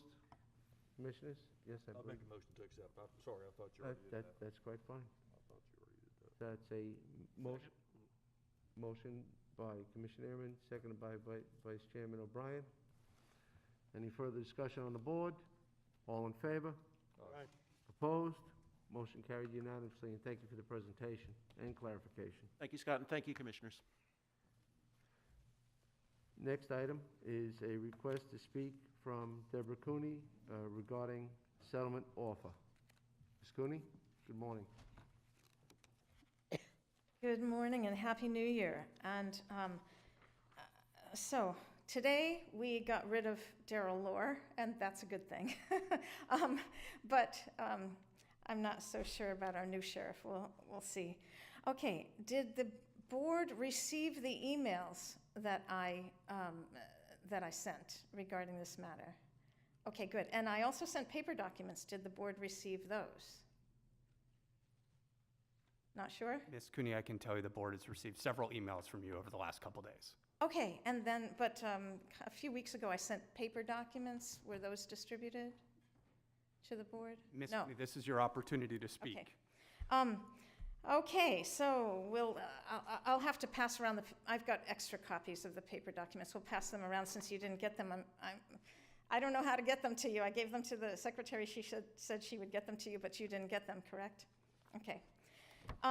So we have 3 items to be addressed here. First, given the criminal activity of Sheriff Daryl Lohr in the Sheriff's Office, which has been admitted by the state of Florida in a court of law, would the board agree to call the sheriff's bond? Now, the sheriff has a $100,000 bond, which I think is really a pittance, given the criminal activity going on in our sheriff's department. I think we need at least $10 million bond, but we have a $100,000 bond. I think it needs to be called based on the fact that I proved in a court of law, and the state of Florida admitted in a court of law, that Daryl Lohr is trafficking narcotics. And I did send you those documents. I emailed them and sent you paper copies. You got the emails, but not the paper copies, is that correct? Yeah, that's it. Again, Ms. Cooney, this is your opportunity to address whatever you like. Instead of answering questions, this is your opportunity to state your positions.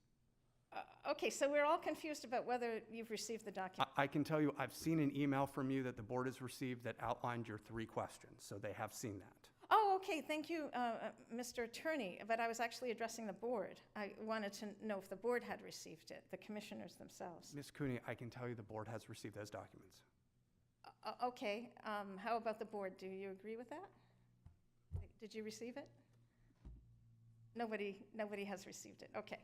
I'm indicating yes. We all, okay, so so I did attach a letter to Governor DeSantis where I had asked him to remove Daryl Lohr from office because it has been proven in a court of law that Daryl Lohr was involved in criminal activity in the sheriff's office, was in trafficking narcotics. That was admitted by the state of Florida. The citizens deserve a detailed explanation of if you do not want to call the sheriff's bond. Could we have a vote on that? Ms. Cooney, I'm going to say to you the last time, this is your opportunity to present your case, not ask the board questions. Okay, so the board refuses to answer any questions. Okay. Ma'am? The citizens deserve a detailed explanation of why. This is not a public hearing. It's your opportunity to speak. That is all. Oh, this is not a public hearing? This is not a public hearing. Okay, I thought it was a meeting that was open to the public. No. Your item is not a public hearing. This is a public meeting. Okay. You have the right to present whatever you want, and we are giving you that chance. Okay, and the board won't hear it? Is that the No, problem? they're listening to you. Then it is a public hearing. But you're asking them questions they don't have to answer. Okay, so they're taking the 5th. Okay. No. You're not taking the 5th? No. Okay, you don't want to answer because? This is not an opportunity to interrogate the Board of County Commissioners. It's an opportunity to provide comment. Okay, asking if they received documents is not exactly an interrogation, but duly noted. Okay. Every resident or visitor to the county would benefit from a yes vote on this item. I mean, we simply should not allow our sheriff to get away with trafficking narcotics, especially when the state of Florida has already admitted this in a court of law. So the issue is beyond dispute. Ma'am. Ms. Cooney, you have repeated yourself on this issue. First off, I have not seen any evidence of the state of Florida admitting to this issue. Okay, so you didn't get the... No, I read what you sent. Okay. And the board received what you sent. But I'm telling you, I have seen no evidence of the allegation that you've just made that you've repeated 3 times. Oh, okay, so you didn't look at it. No, you authored something, and when you author something, it does not codify or give you any basis of merit for what you have written. We appreciate you corresponding with us. However, none of what you said was accurate or valid. Clear. None of what I said, okay, which part was not accurate and not valid? Most of it. Okay, so you're saying that, You're making character aspersions upon our sheriff, I have not made any character aspersions. and you I'm simply stated that stating there was facts. a decision in court, and there was not a decision in court. A lot of what you said is inaccurate and inappropriate. There was not a decision in No, court? no, there was not. Okay. You were told that you would not hear any further discussion and that the court will not accept any further papers or documentation regarding your case. Your Wh- case which- is closed. Oh, It's not pending. regarding which case? It's not pending. Regarding which case? Ms. Cooney, you had alleged that there was a pending case in the Ninth Circuit. That case has been closed. I haven't alleged anything. I've simply stated facts. But anyway, there is a issue and there are claims pending, and they will probably be addressed in the Ninth Circuit. I mean, because papers have been filed in the Ninth Circuit, and you're correct. So there was a judgment. There was no judgment on any of the claims because the court had stated, or the court decided that the claims weren't stated. So the claims are still out there, but because the court decided that they weren't stated in that particular action, they'll have to be, refiled. So that can be done, except I think it's in the public interest not to do that. I think it's in the public interest to actually just settle this matter without going through all that. Settle this matter in a way that the citizens of the county and the taxpayers don't have to pay a penny, because we have a sheriff's bond out there already, and the sheriff has violated the bond, and that's a fact that's beyond dispute. I mean, it's been admitted by the state of Florida.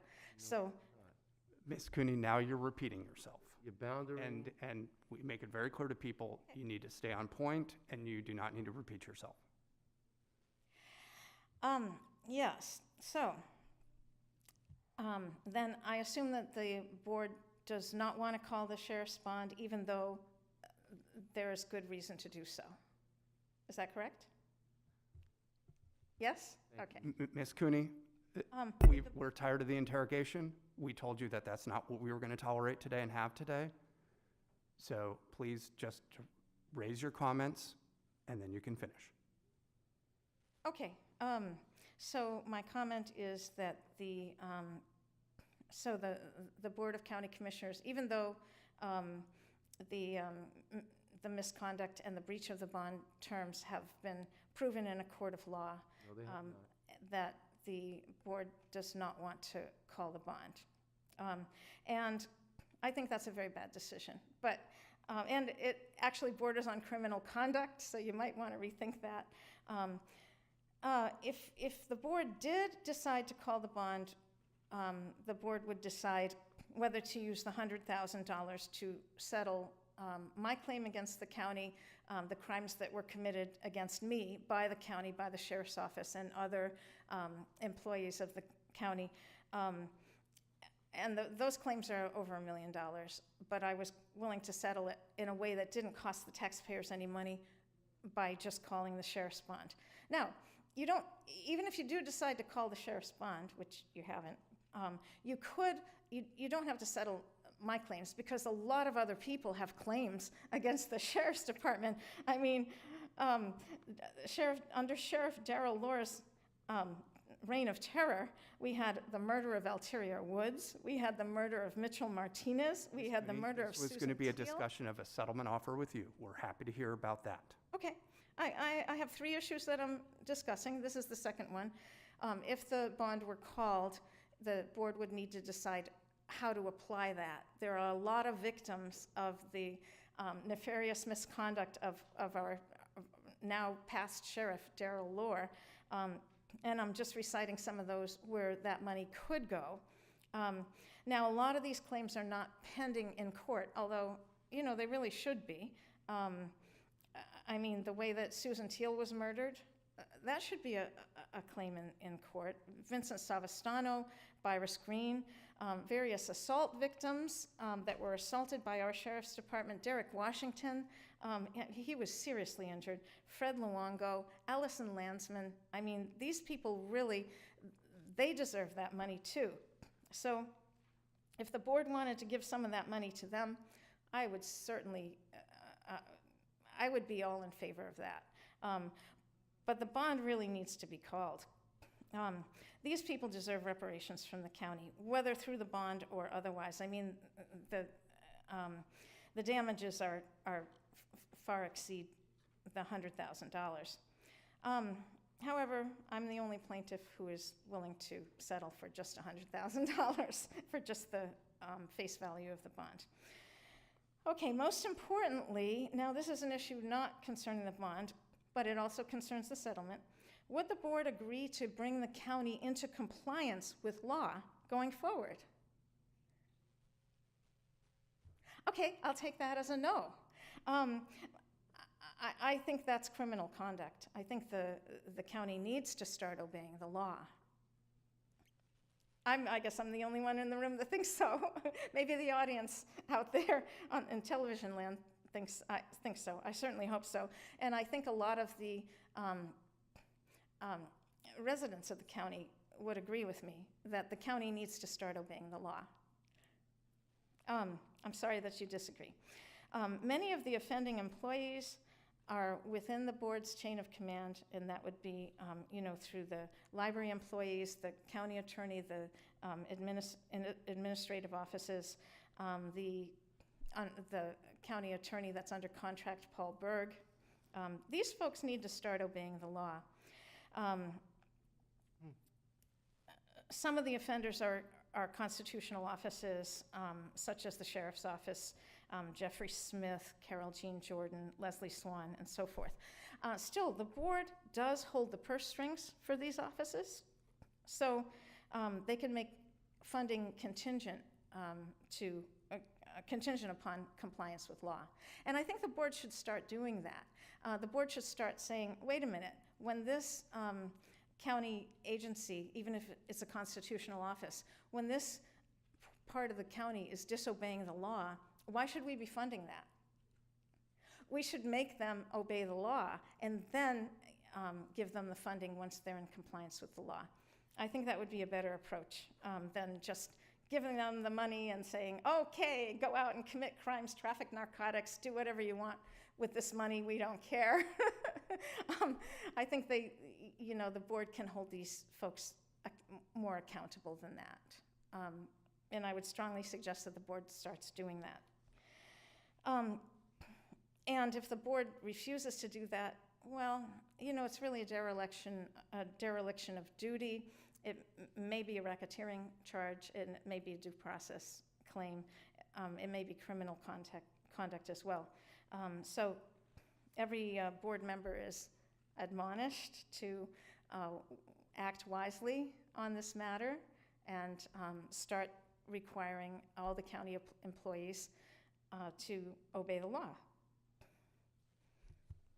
Thank you very much for your time, Ms. Cooney. Happy New Year. Happy New Year. Thank you. Mr. Chairman, if I may? Yes. Just for the record, I appreciate Ms. Cooney giving her comments, but I do not believe any of them. I don't believe any of the county employees or constitutional officers have violated any laws. I believe it's insulting to the fine individuals. There's no more point. That have. There's no more point. You've had your I'm sorry. No, I understand. You've had your opportunity. I ask you to sit back down and. I did send the documents. It's just that. Ms. Cooney, thank you.